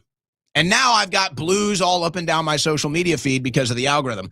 And I'm watching Blues fans complain about winning. Here's an example. The Blues went from the second best odds to win the lottery at the Olympic break to finishing 17-5-3 and picking 11th. Blues fans are complaining that the team won. Blues fans are complaining that they won the game last night and dropped even lower in the draft. This is crazy. This is insane. It was like the best thing I'd ever seen. I was so happy. I was like, this is great. I tune into the Blues. I don't get to see the Blues often. I live in Austin. They happen to have a national game. So they were on ESPN last night. So I was like, oh, Blues final game. I'll watch it, national TV. They win the game. I think this is great. I don't get to watch much Blues hockey. They won the game. Okay, season over. And then it's all these Blues fans. They should have lost. They should have thrown it. Why did they? I'm like, what type of a losing attitude? What type of a loser attitude is that? And it really shows you how out of touch they are with the vast majority of professional athletes that still care about the competitive nature of the game. And they want to go win. And I see the same thing, this attitude of like a debate, who won the trade, the Detroit Lions or the Los Angeles Rams? It's like, well, how many Super Bowls did the Lions get? 0? How many Super Bowls did the Rams get? 1? Yeah, I'd say the Rams won. There is no debate. This weird thing. I don't trust anybody. If I honestly, I cannot trust you. If you're complaining about a win, I don't trust you. If you're debating whether or not a trade, who got the better end of a trade and one team won the Super Bowl and one didn't, I don't trust you. If you don't understand that the Super Bowl, then I don't trust you. And maybe you need to not vote either. I'm not sure I trust you to vote. I'm not sure I really trust you with anything, if that's your attitude. Very strange attitude. I was like, what in the hell? Spencer Pratt. Boy, this guy. L.A., what can you do to get Spencer Pratt in office? Listen to this. By the way, he just had an interesting Rogan show. Listen to Spencer Pratt last night.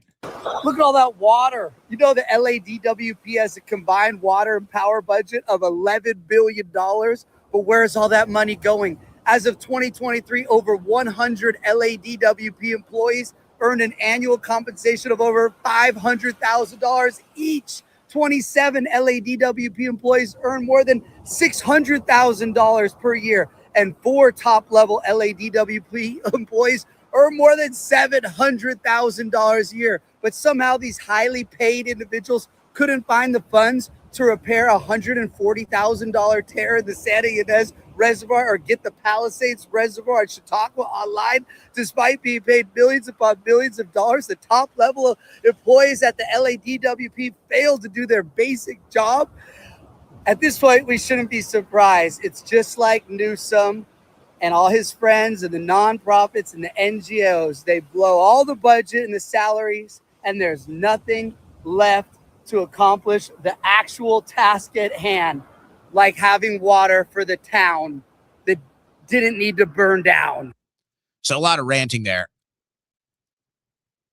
If Pratt gets in, he's going to expose so much corruption. It's going to be unreal. He did a Rogan show lately, and he got into it in not a 1-minute rant for X, but he was actually able to kind of sit down and explain a lot of it to Joe. We all know how bad it is in California. We all know how bad it is, but it's like he actually can produce the receipts on it. I'm cheering for Spencer Pratt. I'm cheering for you, Los Angeles. Cheering for you guys that you can get Pratt in there, and let's see. Let's see how that one goes. I think it'd be a nice change of pace there. Speaking of California, apparently Newsom is trying to stop the 4th of July fireworks show this year. California Coastal Commission versus the 4th of July. The California Coastal Commission is notorious for making life difficult along the otherwise spectacular Pacific Ocean, but its recent decision to block a fireworks display for the 4th of July in Long Beach on the 250th anniversary of U.S. independence, no less, is a new low. Well, they tried to do a similar thing in 2020 during COVID, and it didn't work. It led to the biggest firework display that we've ever seen, maybe, in California. So we'll see if it happens again. So the Democrats in New York and the Democrats in California are trying to stop Americans from celebrating the 4th of July on the 250th anniversary. That's pretty telling. They really just can't help themselves. They hate fun. They hate America. They hate you. And if there's fun and you celebrating America happening at an event, they have to stop it. They have to shut it down. Cannot let that happen, you dirty, stinking Americans.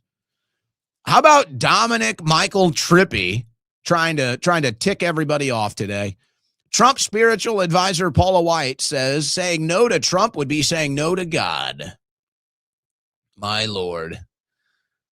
This is what you want to anger DMT? Tell him he's fake news.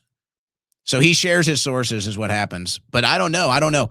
Your source is Juan Gonzalez, the former Major League Baseball player, the former outfielder for the Texas Rangers is your source? Juan Gonzalez says Paula White, Trump's spiritual advisor, the direct quote, to say no to President Trump would be to say no to God. Wow. Quite telling. Not a cult at all, though.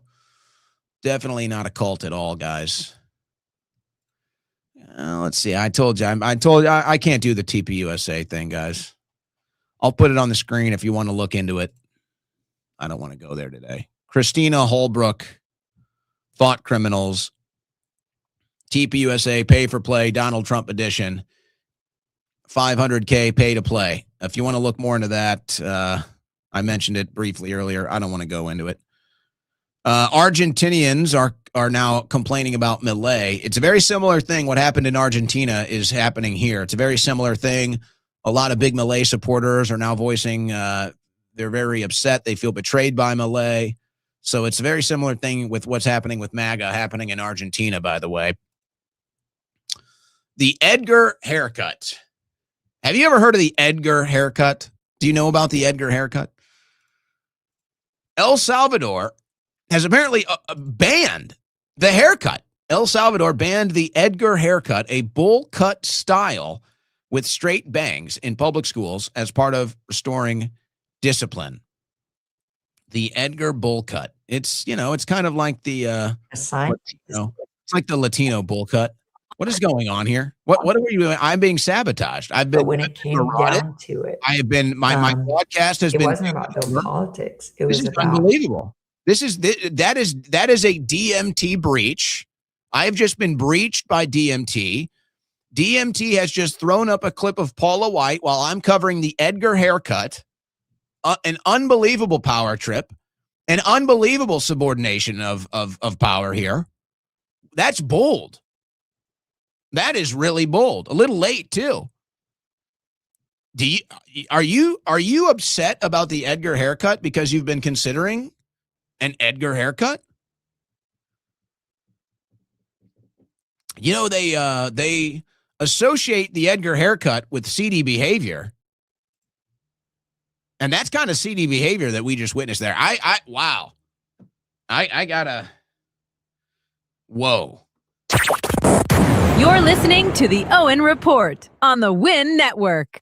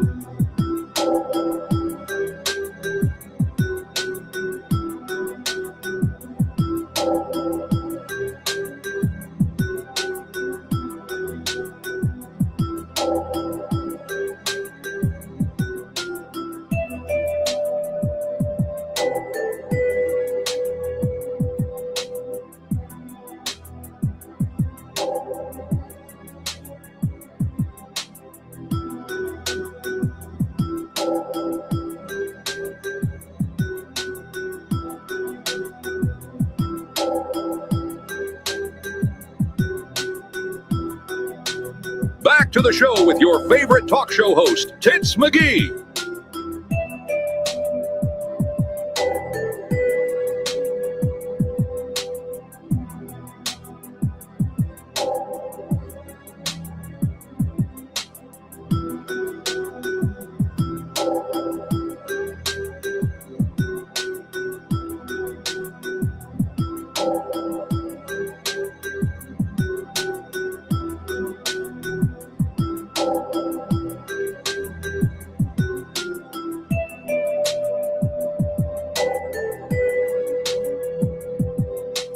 All right, third and final hour of today's Owen Report. We had a DMT disruption there. It was good. It was at the end of the hour. We needed to take a break anyway. That was an aggressive move, though. Very aggressive move. I have a couple more things on the desk. Let's go ahead and get them off the desk. And then I have an ask. I've got an ask for the audience today. This is a lady in Florida. She went to buy some milk. She didn't know she was getting raw milk. But there's a couple takeaways from this. Here's this lady's experience. She accidentally gets some raw milk, and she gets a little confused. She's a little confused. It's all right. We're here to settle it for her. Here we go. Okay, I have a question. My mom and I went to the butcher, and we got this chocolate milk. My mom was like, do you want some chocolate milk? I was like, yeah, of course I do. I haven't had it in a minute. So we got the chocolate milk, and it's 100% grass-fed. Awesome. Raw cow milk. And I was like, cool, whatever. That's fine. I had a delicious glass already earlier. I am coming to have a second glass of chocolate milk, but on the label, it says not pasteurized. Okay, fine, but I've got a good immune system. And then it says not for human consumption, sold for livestock. I'm not a dumb girl. What the hell does that mean? Because I had some. Okay, I have a question. So I'm going to answer your question. The reason why it says for livestock is because in Florida, they have to basically do an end around to have the right or the legal ability to drink raw milk. See, for some reason, the government believes that you don't have bodily autonomy. For some reason, the government thinks that you can't self-govern. You can't make decisions for yourself. And so they have determined that you are not allowed to consume raw milk. They've tried to make it illegal. So what they do in Florida is they declare that it's only for cows. It's only for livestock. It's not for human consumption. Therefore, if you buy something and consume it, well, then you've just decided to do that on your own. So it's basically an end around. Now, on that note, it's really a beautiful thing that we can do in this country. And you notice that nobody's going to crack down on that butcher in Florida. Nobody's going to shut that butcher down because they're still serving raw milk. So that's good. That's how America should work. This is how we get around our corrupt government. And a similar thing could have happened with the no tax on tips, but it's all a lie. Here's what I'm talking about. The no tax on tips is virtually not even real. And it's the policy itself was essentially already in practice when it comes to tax brackets and claims. It just works differently if you're claiming tips or you're 1099 or W-2. All of these things work differently. But I believe the number was 27,000. I forget the number. The no tax on tips has a cap. It's not a no tax on tips. If you make $90,000 and they're all tips, you're paying taxes. So it's a lie. They'll let you say up to 27,000, whatever the number is. They'll let you say up to this is intaxable tips income. Because now, why do they do that? Because then that would allow you and I to make our own decision without the government shakedown, without our government mafia shaking us down in every transaction. And you and I could say, hey, I'm only paying you in tips. Beautiful. Guess what? No tax on tips. I only get paid in tips. I'm not paying taxes anymore. The government said, not so fast. Not so fast. We're going to put an end to that potential, and we're going to cap it at $25,000. So no tax on tips is a lie. If you made $25,000 or less and you're 1099 or something, you're probably not going to pay taxes on that anyway. So it's all just another big lie. If we actually had no tax on tips, then everybody would work for tips and nobody would pay taxes. See how that works? That's how we get around this stuff. But no, that's just another lie. The no tax on tips is just another lie, unfortunately. But the other funny thing about that is she obviously was kind of shocked. It's like, oh, raw milk? Okay. And drinks it anyway and loves it and doesn't have any negative health effects. Hey, make your own decisions about what you want to drink. I'm a big proponent of raw milk. I like raw milk. I've never had any negative health problems since I've started drinking it.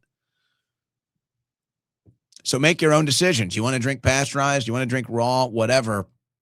That should be up to us, not our government.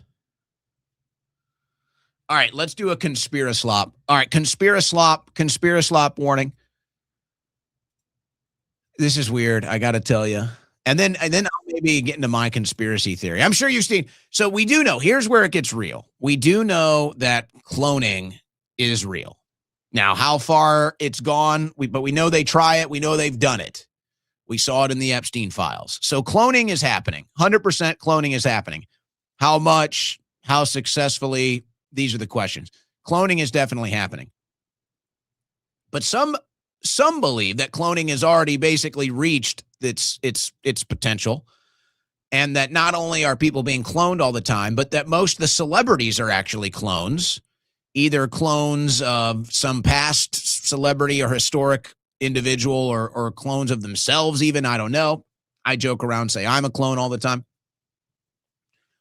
But here's a little conspiracy slop for you, because you do wonder, like, how do all of these people look exactly alike? Whether it's historical figures or celebrities these days. A lot of people do the historical figure one. Here's one today. Here's one. The new conspiracy theory is that these people are all clones because they look exactly alike.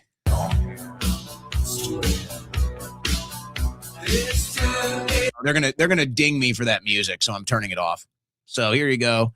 I've never even heard of half of these people, but you have to admit they look like they are related. I mean, they look exactly the same. That is an undeniable thing that you're seeing on the screen here. So we could do this. This goes on.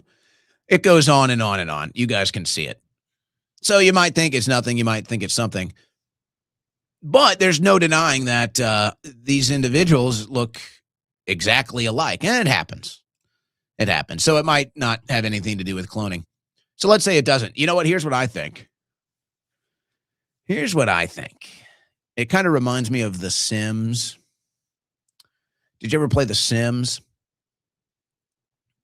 It's like in The Sims, you could make your own sim and you could choose your eyes, your nose, your mouth, but there was always a finite amount of eyes and ears and nose and everything else. I wonder if the human code is the same. It's like maybe the human code is the same. There's only so many types of noses that can be on us. There's only so many types of eyes, noses, mouth, all of this stuff. You might be able to change the size, dimensions, whatever. But it's like there's a finite amount of options of noses that you're going to have. And eventually, when there's billions of us, somebody's going to line up in a very similar eyes, nose, mouth, ears situation. So that would be, if there's a biological explanation, that would be it. Or maybe we're all clones. Maybe I'm a clone. Maybe I'm actually a Brad Pitt clone. Who else is there? There's a couple of us running around. We were all the same batch. It was all one batch, and they kind of just let us roam free and just to see what would happen. So I don't know. But that's your conspiracy slop for the day. That's your conspiracy slop, guys. All right. And in the movie Sixth Day, did you guys see that one? You want a spoiler? Spoiler for Sixth Day. Spoiler for Sixth Day. And if you've watched it, this is going to be a fun one. Spoiler for Sixth Day. Did you know, and I had to watch it a couple of times to know for sure. This is how you know it's a great movie. Did you know that throughout that movie, they're actually following the clone? They're not following the actual character. They're following the clone. Sorry if you didn't realize that. It takes you a couple watches to pick up on that is what's going on. But yeah, the movie is actually following the clone, not the person. It's a giant bait and switch. And if you pay attention closely, you pick up on it after watching it a couple times. Hauser. No, Hauser is that's Total Recall. Hauser's Total Recall. Big difference. All right, I want to take some calls. I have to ask. I got to make an ask, guys. And this is look. I don't have a call screener, so I have to ask this. I have to ask this before I open the phone lines. When we take calls, guys, I need you guys to keep it topical. Unless I specifically say open lines and you can talk about whatever you want, then that's fine. But it's like, if I'm going to take calls on a subject, I would really appreciate it if you guys keep it to subject. I really would, because what ends up happening is if we can't keep it on subject, I can't screen the calls. If we can't keep it on subject, I have basically two options. One, I can just ditch you. It's like as soon as you don't get on topic or get off topic, I'll just hang up on you. I don't want to do that. Comes off kind of mean, but I got to do the show. Or I just stop taking calls. I can just stop taking calls altogether and just get rid of the issue. So I'm going to open the phone lines and I'm going to take calls. And today, though, if you're not on topic, I'm just going to hang up. I'm not trying to be mean. I'm not trying to be rude. I'm not trying to avoid something. It's just if I'm going to take calls on a subject, please call in and talk about the subject. Please. And to maybe give it a little explainer here, Rush Limbaugh used to talk about this, and it's true. When you're on the phone, you're now hosting the show. I mean, you now have the precious host duties. It is now your job to fill the airwaves and entertain and inform the audience. You have to do that. That is your job when we put you on the air. So you need to come prepared for the task. You need to understand that that's your job. So just keep it to subject, please. Think about the audience. Think about the show. And let's keep it on subject. So what I want to ask about today, take a couple calls, going to open the phone lines. DMT, let's get a monitor on the audio, please. DMT, thank you.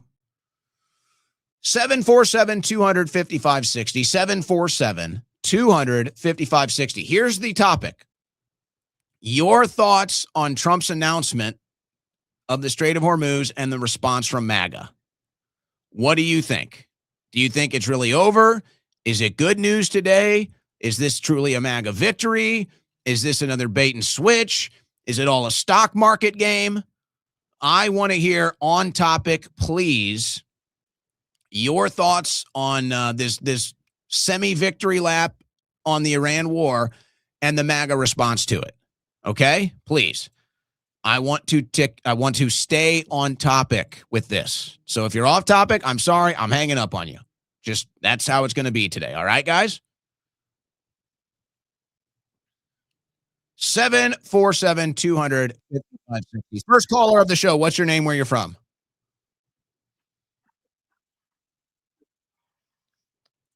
Tina from Finland. Well, this is not really helping, but you're calling in from Finland, so go ahead.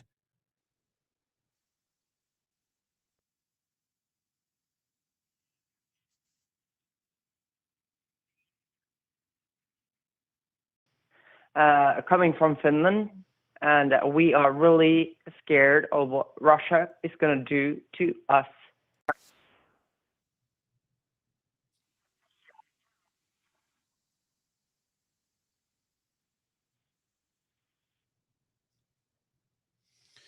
Well, I feel that our European allies, if we can call it such, I feel that they they feel that we've abandoned them. They feel that we've let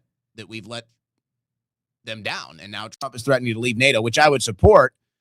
But is that the feeling across Europe, that Trump has basically decided we're not really partners in this?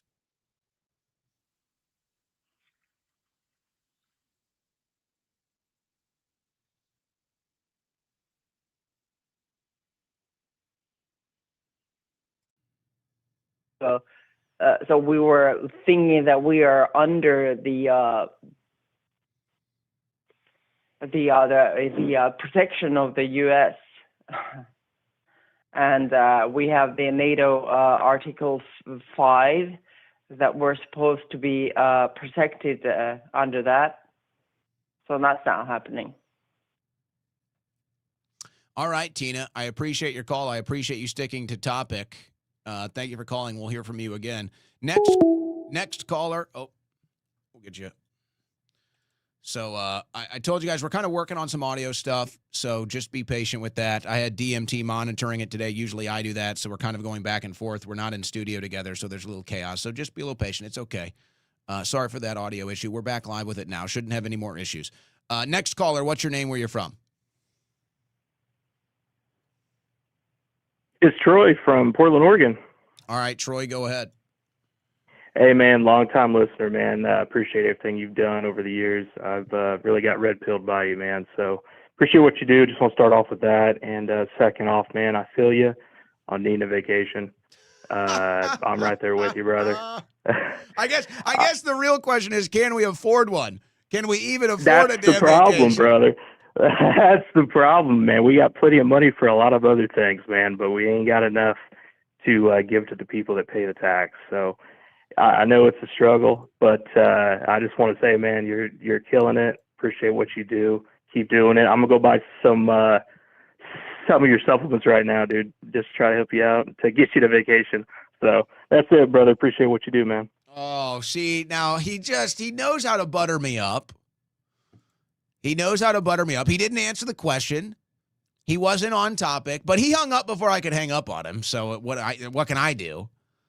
I can't, he's buttering me up. What are you going to do? Call me Trump, but somebody butters me up. I can't stop him.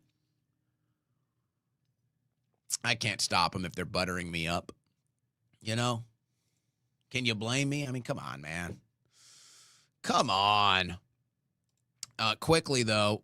I'm just going to do this live on air. It's just easier for me this way. So let me know, DMT, are you working on the audio in the background? Apparently, once we fixed the audio, it was still coming in low. That's what we had talked about before. So why don't you just work on that behind the scenes and just monitor the chat just to see where we're at. I boosted my levels as much as I can. There's no more higher I can go. So just want to get that. We're just doing this on air, guys. It's the best way to do it. So just be patient. We appreciate it. All right. Next caller, what's your name? Where you're from?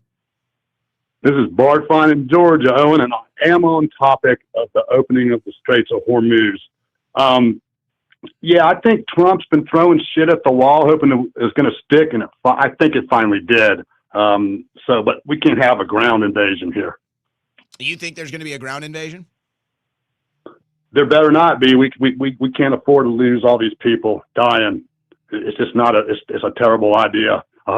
Trump is out of his mind here, and back onto human clones, which you were talking about earlier. I seriously believe that the Clintons are clones, because when you clone an old person, it's screwed. They're defective, right? The Clintons are clones, and I started to wonder: has he been murdered and cloned? Because he doesn't seem like the Trump I voted for. Well, policy-wise, he's not. No. He looked. Alex has been talking about how his ankles are swollen. He's in heart failure, and Melania is leaving him. But I hope this. I really think he might just gotten lucky on here, and it looks like oil prices are going down. But I have one final question before I hang up. I wrote you a letter when you were locked up. Did you wear your shower shoes that they gave you? Yeah, I had a problem with the shower shoes, actually, because the way the prison system works, they're the store, you call it the store, whatever, I forget what they call it. They're only open certain hours. So I had to borrow some shower shoes for like a week or two. before I was even able to get shower shoes. And they weren't even shower shoes. They were like somebody's old flip-flops. So there's your answer to that. I did get your letters. I still have them, by the way. Thank you for the call. There are some people that are asking if I think this is a pause strategically. There's the U.S. was looking for a pause on this deal, and they're just, restocking whatever they're short right now. So a lot of people are going that direction. Another thing, people think that Hillary Clinton has been cloned. They actually think, what's her name? Sabrina Carpenter. They think Sabrina Carpenter is Hillary Clinton's clone. So it's Conspiracy Slop Friday. We're slopping it up a little bit with conspiracy here. Why not? Why not on a Friday? Next caller, what's your name? Where are you from? Brant, Indiana. All right, Brant, go ahead. Yeah, no, I just think, Owen, you've been spot on all this. I mean, you called it last year before everybody else hopped on the train, and we're going to lose this country if it's not already lost. Yeah. Because Trump's just playing a game. That's all he's doing. It's time after time. It's the same game. Trump is speaking at a TPUSA event in Phoenix.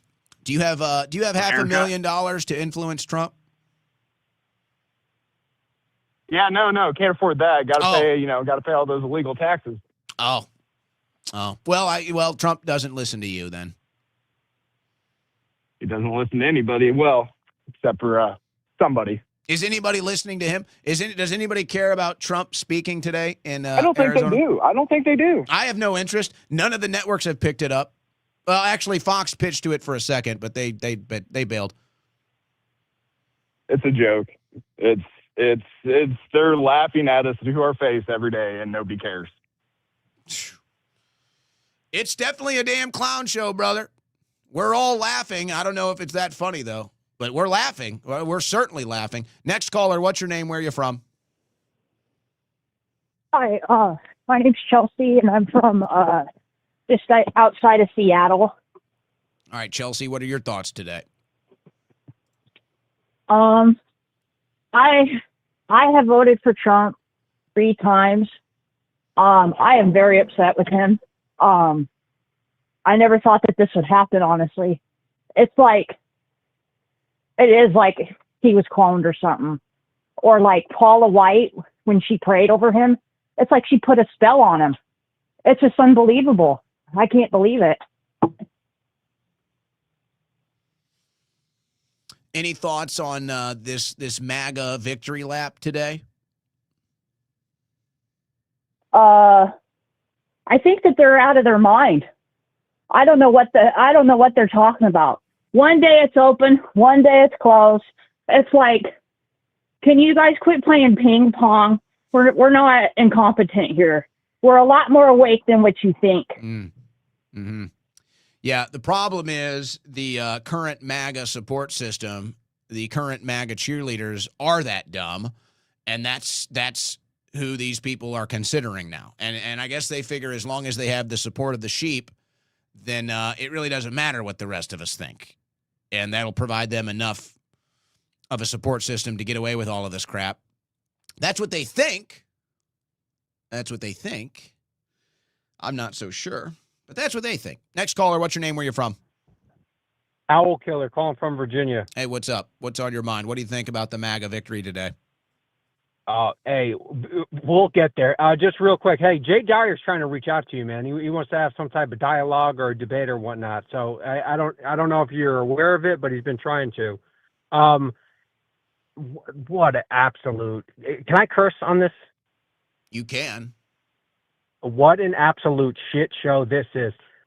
So I was listening to you put out something earlier today, and it's like, so our victory is now that the Strait of Hormuz is open, and it was already open before the entire war transpired. And you know something? I think this is. You've been seeing that the stupid basically that Tim Pool's been playing it, and you've been paying attention to that. Oh, this is such a strategic move, and I kind of saw it in the beginning where Venezuela was first. Obviously, the idea of Greenland is, you wanting that for the natural resources all before Iran, in kind of like thinking that that they were gonna close the strait and try to make us the source of basically the source of oil for the world, forcing the world to come to us. Have you been seeing that like 2 or 3 minute segment that's been going around? Well, I've been following that narrative. Yeah, that's been a narrative for a couple months now. So I'm not sure if there's an exact video that you're talking about, if I've seen it or not. I follow some of Tim Pool's coverage of it, not too much because he seems to kind of just play the devil's advocate with most things now. So I'm not sure. I'm not even sure what Tim actually thinks or believes. He kind of just seems to just play wild cards all the time. So I'm not sure how much stake I put into that. But I've seen the theory that you're talking about. Yes. So I would say this then. So here's considering that, my response to that is, so then who is the beneficiary, right? Okay, who is the beneficiary? Well, they're going to be buying up American oil. Well, they could be doing that now. We could be forcing countries to do that now, and we could be doing well on that now. Why isn't that happening now? Why wouldn't countries be coming to us for oil now if that was the best option? And then does that even really change oil prices at the end of the day? Does that really change anything? I'm not so sure. So I don't know. I guess if that's the argument that they're going to make, time will tell. My argument would be, if that's the strategy, which you laid some of it out here, I think it is, there's a fair presentation to say, look, this was the strategy. Okay. So then my response is that strategy benefits the donor class. This is a strategy to benefit the donor class, not us. This is a strategy specifically to benefit Israel's interest in the Middle East, not our interests in the West, not our allies' interests in the West, and it's not what we voted for. So if people do want to say, look at the strategy here, look, Trump's a genius, I'd say, okay, fine, I'll give you that point. But who did it benefit? It didn't benefit us. It hasn't benefited us yet. You claim it's going to benefit us. You keep claiming that. It's not happened yet. But who's driving it? Who's driving this? Whose idea, whose burning passion has been driving this for decades? And it's Israel in the Middle East. And they just play this game of name calling. Oh, you're an anti-Semite. Oh, you're the woke Reich. It's like, hey, I'm having a foreign policy discussion here. We're trying to have a real political discussion here. And I'm just not allowed to point out the obvious elephant in the room without you freaking out and going into, a cortisol spike, crash out because you don't like what I said. So if there is a strategy here, it's the strategy to benefit the Israeli interests. We'll see if anything benefits America. I haven't seen any of that yet. So we'll see. I hope that happens. I haven't seen it happening. So if you want to say it's the strategy, fine, okay. It's not our strategy. It's not a strategy to benefit us, or at least it hasn't been yet. That's my response. Well, I would definitely agree with you on that end, and unless it is $4 a gallon ain't bad if you're going to lose the reserve currency. I'm not justifying what went on. I do think, look, you've been ahead of this for about a year, in the sense that Israel knows that this is their last chance to go for broke and get as much real estate as they possibly can, because they're not, you were saying 2028, they're an election cycle away from it's over. Yeah. Like they're not going to have the backing. And I think that I really don't think that there's a political solution to it.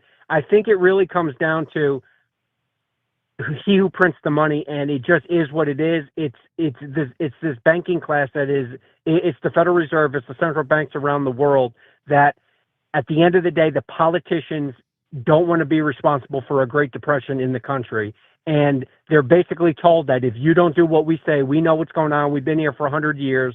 If you don't do what we say, you're going to have a Great Depression in your country. And again, I'm not justifying what they do, but I can understand that type of pressure being put on somebody. Yeah. And I just don't think the American people are ready to hear the fact that, hey, dude, we're done. Like we're broke, and as long as we're going to play empire, if we don't, because our Constitution is not for an empire, it's for a country solely focused on itself, and with this yin and yang every 2 or 4 years, you can't compete with a Russia, you can't compete with a China or an India that just make decisions on a dime. And I see the rest of the world looking at us like we got to break with America, in the sense that, one, we're schizophrenic. One party is for oil, the other party is against it. One party's in support of Israel, the other party is not. And it's like you have no long-term investment. Like the Middle East, we've already shown we can't protect our allies over there. Why would they want to keep in business with us? And if that's the case, if you take over, if you got Venezuela and you get Greenland, and by default you get Canada in that type of situation, and we get the blame, like, because if not, if we keep doing what we're doing, we're going to get like the Germany World War I treatment, where we're going to be forced to basically pay reparations for, because if we're unsuccessful and we keep these policies up, the rest of the world is going to be seeking some type of reparation for what we've done to it. Well, they already are. They already are. But we still like to think, or maybe we do still have the geopolitical upper hand. I appreciate the call. We're going to go to the super chats now. I'll tell you, I'll take one more call quickly, before we go to the super chats. I will say, one thing in response. I think there's a lot of other factors that kind of play into this at a decision level. But the one issue that remains obvious and consistent is the money in politics. I mean, that's what it is. It's money in politics. It's influence. And when you talk about the American empire, that's not our empire. That's not your empire. That's not my empire. We still got to work for a living. We still got to fight and scrape and claw for our little piece of the pie here. The American empire is the U.S. government and the giant companies that are the donor class. That's the empire. So you could argue that we benefit from the American empire. The problem is they've built the empire, and now the empire is being sold out like it's a mercenary group. And now the American empire and our blood and treasure is being used for all of these other interests, foreign and special interests, and not us. And so we're not benefiting. So if they want to do this empire building on the United States of America political system, then they need to fund it themselves. And so you can cut our taxes and find a way to fund it yourselves. And the billionaire class and the people that spend all the money in D.C., you guys can fund it yourselves. You've got all the money. You own all the politicians. So just do it yourselves. Just stop taxing us. Just leave us alone, and we'll leave you alone. How about that? You want to go do your empire building? You want to turn D.C. into a mercenary slush fund for your operations? Fine. We're done. We opt out. We're not paying taxes. Fund it yourself. Do it yourself. We're done. You want to do it with tariffs? You want to do it with your own money? You guys go do it yourselves. You guys sign up. You can go fight whatever wars, go boots in the ground, whatever you want. You fund it. We're done. We're done. We can't afford it. We don't want it. We're done. But see, we don't even get that benefit. We have to pay for it and not get any of the reward. All right, final caller. We're going to go to Super Chats. Final caller of the show. What's your name? Where you're from? Hey, Joe from Boston. All right, Joe, go ahead. Hey, first-time caller, long-time Shroyan. Anyway, Strait of Hormuz, absolute bait and switch. There's no way that this war is over. What was that famous general? It's literally the last country on the list when we said we're wiping out 7 countries. We're not getting out of this just now. This is going to drag on forever. I forget what you're talking about. I think McGregor. No, I mean he does. He just did a great interview with Judge Napolitano today, or was that yesterday? I watched it today. No, there was a book, and it talked about the central banks, and it talked about all the nations they were going to overturn, and Iran is next. So we're now at Iran. I forget. I know what you're talking about, but I forget the actual reference. We've toppled every country on that list so far, except for Iran. Wesley Clark. Yes, you're right. That was the name of the author, Wesley Clark.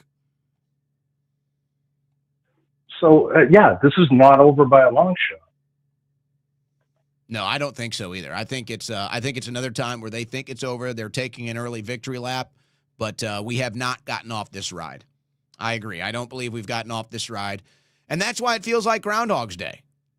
That's why it feels like Groundhog's Day. It's like, here we go again. It's like, we've already done this. We've already said, see, Israel obeys Trump, and then they don't. We've already done the war is over. Then it's not. MAGA takes the victory lap, and then it's just like, whatever, man. I mean, Groundhog's Day, what do you do? Eventually you got to find a way to change something up. What does he do in Groundhog's Day? He just finds different ways to start over, to put it nicely. So, all right, guys. All right, we're going to go to the super chats. Real quickly, if you like the T-shirt I'm wearing today, you can get yours at owenschroyer.store. USA Elite Edition Tri-Blend T-shirt at owenschroyer.store if you like what we're wearing today. Okay. Super chats. Let's do this. Expose 305. Starting us off. I'm starting off my days driving to work with Unchained, feeling unstoppable. It's a good life decision. Man, fuck the Pope. I vouch your words more than this. I only bow to the one and only King. Fuck the Pope. There's a new Fockers movie. Focker-in-law. Think that'll be any good? Jen Common, don't forget to click like on the YouTube video. Thank you, Jen. Thank you for reminding me to tell people to do that too. Erica Kirk should step down from Toilet Paper USA. Well, they replaced, so first they canceled her from the Georgia event. Now they've replaced her with Kayleigh McEnany at another event. So her leadership role is being stepped back. They say it's for safety reasons, but that's happening. You should do Crash In. That helps you sleep. That's pretty funny. We're working on a sleep aid. There you go. There you go. You got it. You got me. You drug it out of me. Captain Hard, the Strait isn't fully open. Iran controls who goes through and how, plus no enemy ships, meaning America, Israel, and some ships from the Gulf. Also, Trump called it the Strait of Iran. Oh, yeah, I saw the Strait of Iran. That's pretty funny.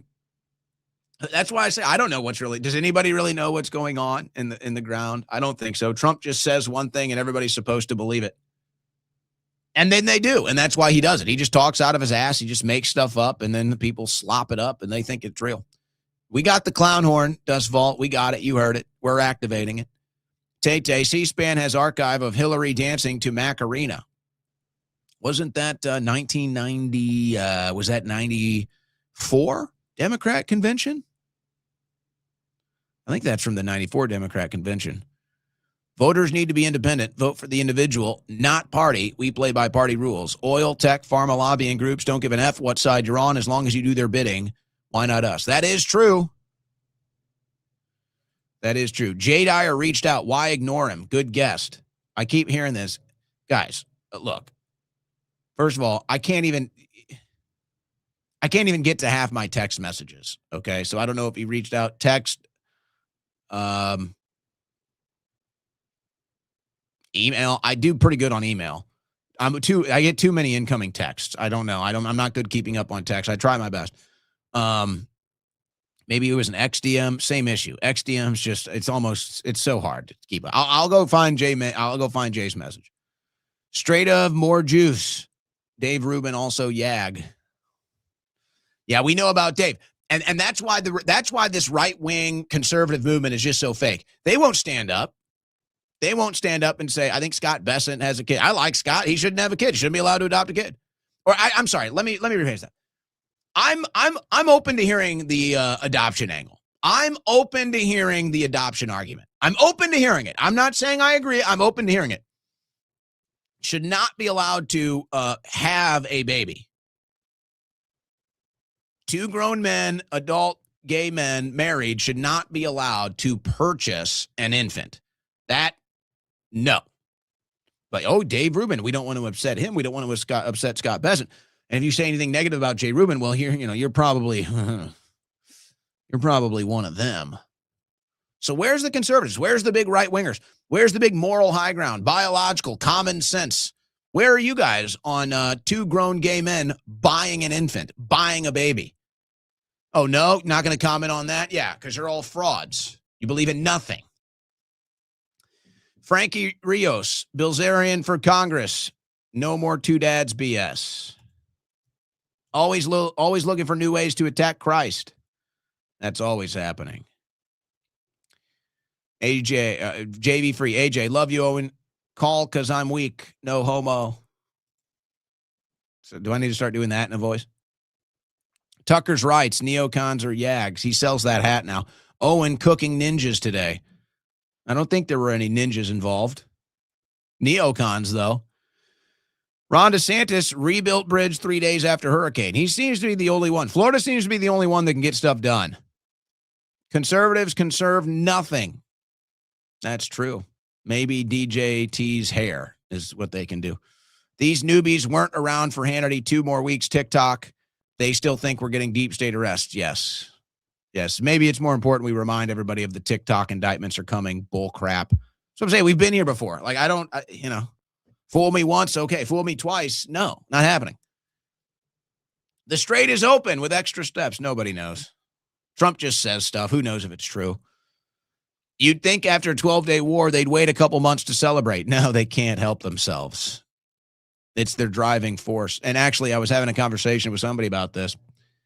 I don't know if he wants me to mention his name, but he's got a big following. He gets out there. He gets into the political debates. And he was commenting too. He was like, dude, these MAGA people have lost their minds. And we reached a similar conclusion that they just don't have a life outside of politics. They just do not have anything outside of their political bubble. And it makes sense if you think about it. Why are they so quick to do this like dopamine hit? Why are they so quick to do this victory lap immediately after Trump says something as if it's like God's truth, as if, oh yeah, now everything is great. It's like, that's not how things work. It's because they're in this weird political silo. They're in this weird political bubble where their entire existence is basically like determined on what is happening politically. They don't have anything outside of it. They don't have any hobbies. There's no other thing that exists in their life that brings them joy or anger or anything. They don't feel connected to anything. They don't feel accomplished in anything.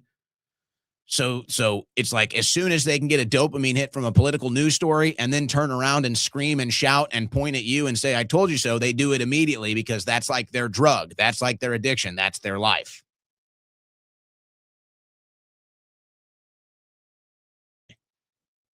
Like, why do you wear a hat? Like, it's like, dude, I was just working out for 2 hours and shot this video. What are you doing? So they just can't relate. There's nothing outside of politics that keeps them real. Nothing. Ivan, confusing children should not be tolerated. It should just be a conservative view, but a universal view. Not one that type of adoption. Great show. Thank you. Double check they're not American and ship them out. Talking about the Haitians, the nowhere van. Conservative gay dude here. Leave the kids alone.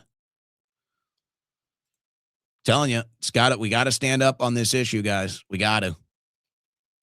Billy Cardano, the psychopaths are going to give us UBI.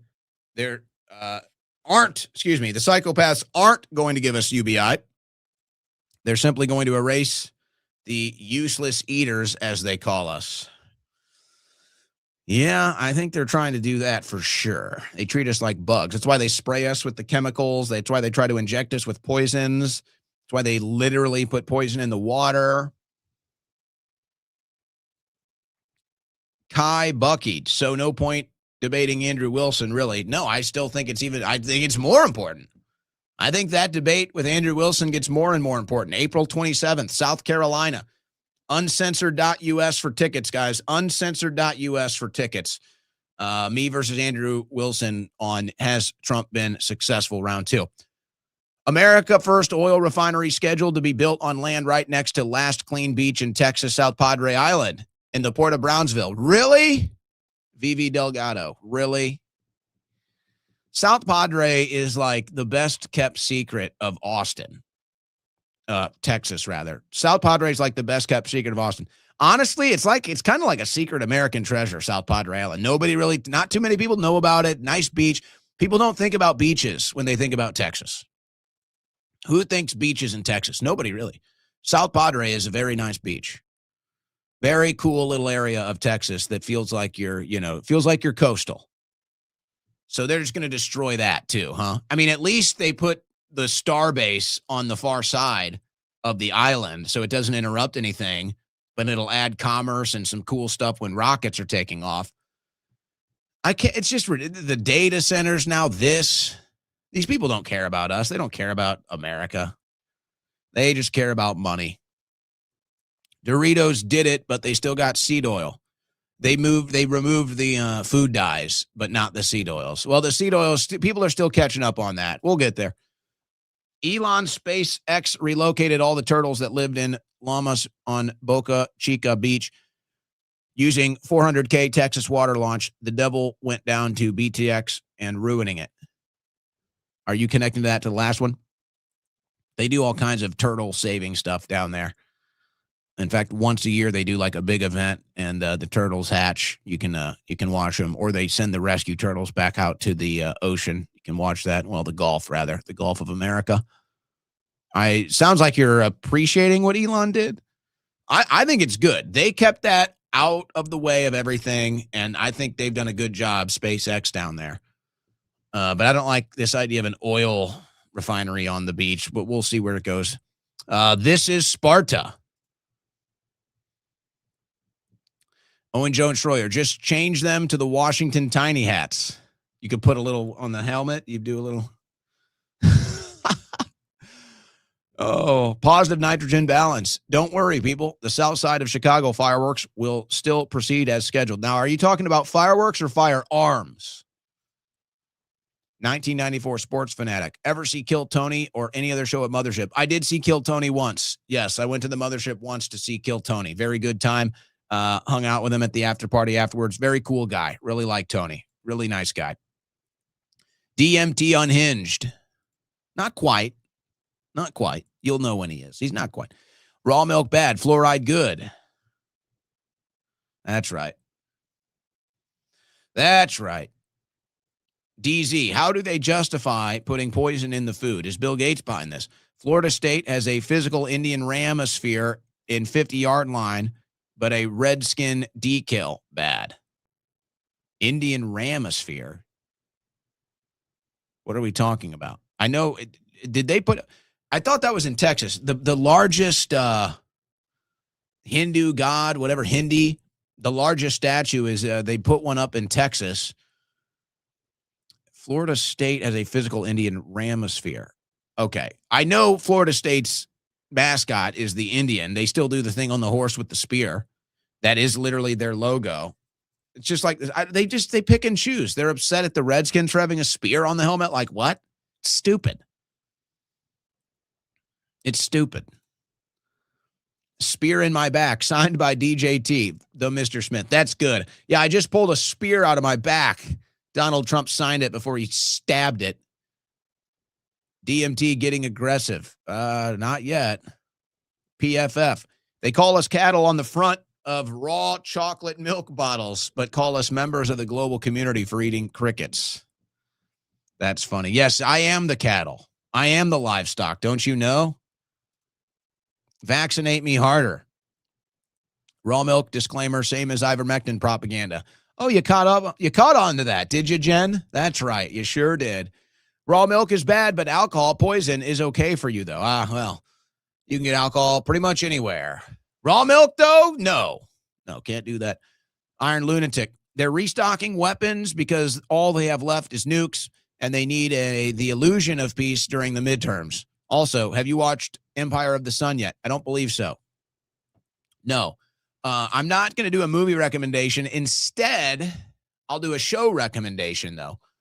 So The Boys, the Amazon show The Boys, which is a great show. They're in their final season. I think it's season 5.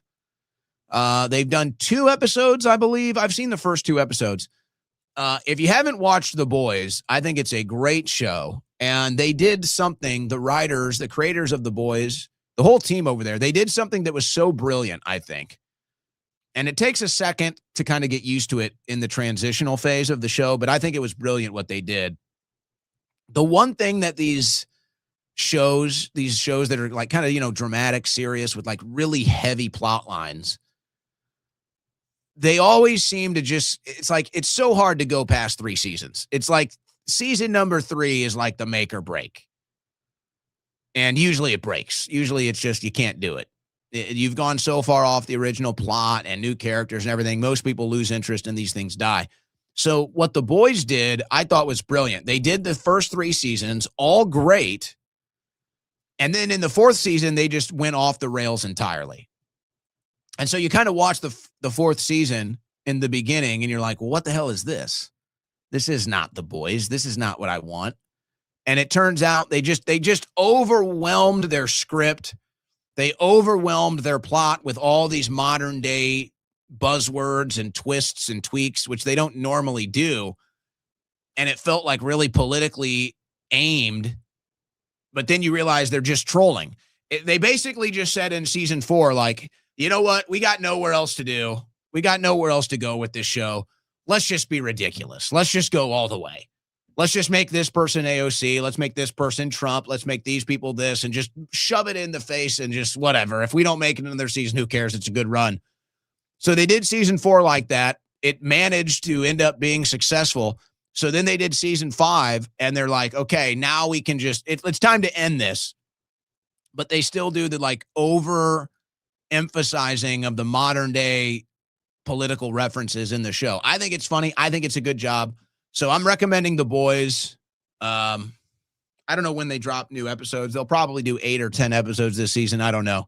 But they did a good job. 5 seasons of, I think, good TV there, The Boys. My effing clone has bills to pay. Get on it. No, that's my clone paying the bills. I'm actually a South Padre. The Trump is a clone. Is clone's actions, orders legal? What's worse, Trump clone signing a document or Biden auto pen? Patreon was the 6-day your movie recommendation or a cloning reference. We recommended 6 Day a couple of weeks back, so it has been one. How about Jeremiah Johnson with Robert Redford, loosely based on liver-eating Johnson? I don't think I've seen that one. I think I've heard of it. Redford has a big beard, looks, scraggly, I think. I don't think I've seen that one. DMT needs to become unhinged more often. That was, he broke through the line. That was an all-out blitz. And my left tackle didn't have it. Strait of Hormuz, it's a pump and dump scheme. Well, I think we'll have a better idea next Monday or Tuesday. I'm selling most of I'm thinking we just got the pump, so I'm dumping. I'm dumping big. Why wouldn't the Israeli lobbyists buy the Dems off? They do. They do, but the Dems, it's politically a negative for them to be pro-Israel, so they have to pretend they're not. L topic from the wifey. Somebody's bitter today. Not my fault. Chad is asking for the weekend movie. Said no movie. I'm recommending the TV show The Boys instead. Stop Groundhog Day by getting rid of the groundhog. Well, somebody might be trying that. I don't know. I don't think 25th Amendment works. But the Dems are going to go for impeachment if they win the midterm. So that might be that effort. How do you balance out your role as a dad and a reporter? Well, I can't answer that question. That's a little too personal, isn't it? But I'm everybody's daddy. Especially I'm the magacult member daddy. I'm all their daddies. So you just have to work really hard, stay focused. The baby thing infuriates me, as it should all of us. MAGA are liberals calling people anti-Semitic, racist, and Nazi, trying to censor and get people fired, supporting a foreign country and its war. They are for FISA and okay with disrespecting Christianity. That's right. Well, right now, they're really just whatever Trump says. So if Trump says all of that's good, and then it's all good. If Trump says all of it's bad, then it's all bad. So they're just in a cult right now. But that is the current belief system of the cult. That is the current practicing of the Trump religion. Elusive Nut, waiting on Trump's new book, Art of the Steal. Did Trump read the snake poem today? Did Trump read the snake poem today at the TPUSA? Do you think Trump will be reading the snake poem very much anymore? EW, Jewish space leaders. Think about it. I don't know. Does Israel go to space? I don't think. Does Israel do that? I don't think so. Hayden Benedict. How much money do you think Trump and his allies made today from his tweets? Dude drops 200 words and the price of oil takes a nosedive. I'm sure they all shorted crude futures. Yes. There were massive bets made on crude futures, including one just shy of $1 billion. So yeah, it's the insider trading is totally happening. The only question is the insider trading a result of the decisions that are being made, or is the insider trading what's driving the decisions? That's the question. They're making so much money, it's unreal, guys. I'm telling you. These stock market pump and dumps, and we just had a massive one the last couple of days. So we'll see what happens next week. Monday, Tuesday are going to be the real indicators. If it all goes down again Monday, Tuesday, then yeah, you just got another giant pump and dump. But it's not about is it happening. It's about is it driving the decisions or is it a result of the decisions? But it's definitely happening. Dan Man, great show, Owen. Been listening for years from Little Mumbai, known as New Zealand. Keep up the good work, mate. Little Mumbai. Why do they call it that? Is that because of the what is it? The Maori? The Maori that are the that's kind of like the Native Americans of New Zealand, guys. There's kind of a political debate about the Maori there. That's like Native Americans, the Maori. They have face tattoos and stuff, kind of Polynesian looking. Is that why do they call it Little Mumbai? Did a bunch of Indians move to New Zealand? Or are you talking about Kash Patel and Valhalla? I don't know. I'm trying to figure this one out. Dust Vault. That's an interesting picture. Odds Israel makes it to Monday without bombing Lebanon. Zero. I don't have any. Zero, zilch, nada, nothing. And everybody just left the building. So, yeah, it's probably already happened if we're being honest. Israel's probably already bombed Lebanon. I mean, we saw the video. We've seen the stories. I don't know. Whatever's going on the ground, who really knows? So, just got my message from Jay, by the way. So that's great. Jay wants to know, would you like to set up a debate on Catholicism? I don't really know what that means. I mean, I don't really claim to be the voice of Catholicism here. I don't really claim to be some religious figure or spiritual leader. So I don't know if I'm really the one to choose for that debate.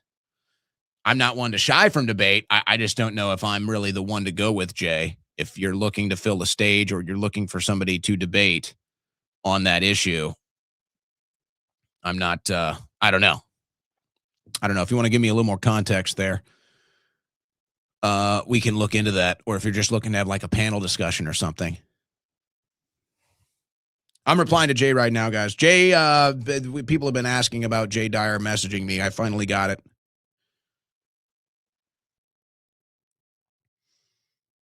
That's an honor. Telling you, man. Your favorite podcaster's favorite podcaster. A lot of people like Jay Dyer. Favorite podcaster's favorite podcaster. There it is. How do you like that? See if we can't get something up with Jay. Couple more chats here before we sign off. Weekend movie, Crossroads, Ralph Macchio, Joe Seneca, Jamie Gertz, Steve Vai, 5 stars. Mr. Smith throwing in a movie recommendation. Applied for a job at NASA. They said there's no space from Pine Nuts. That's...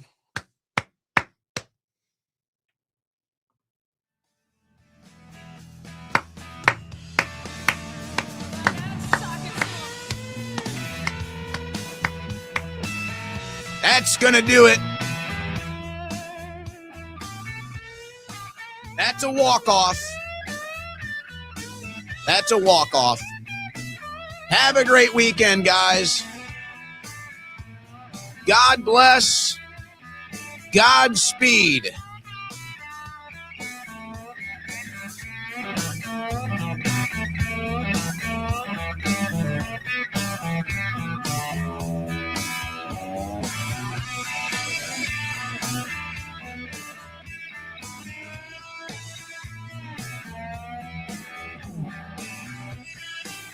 Thank you. Thank you.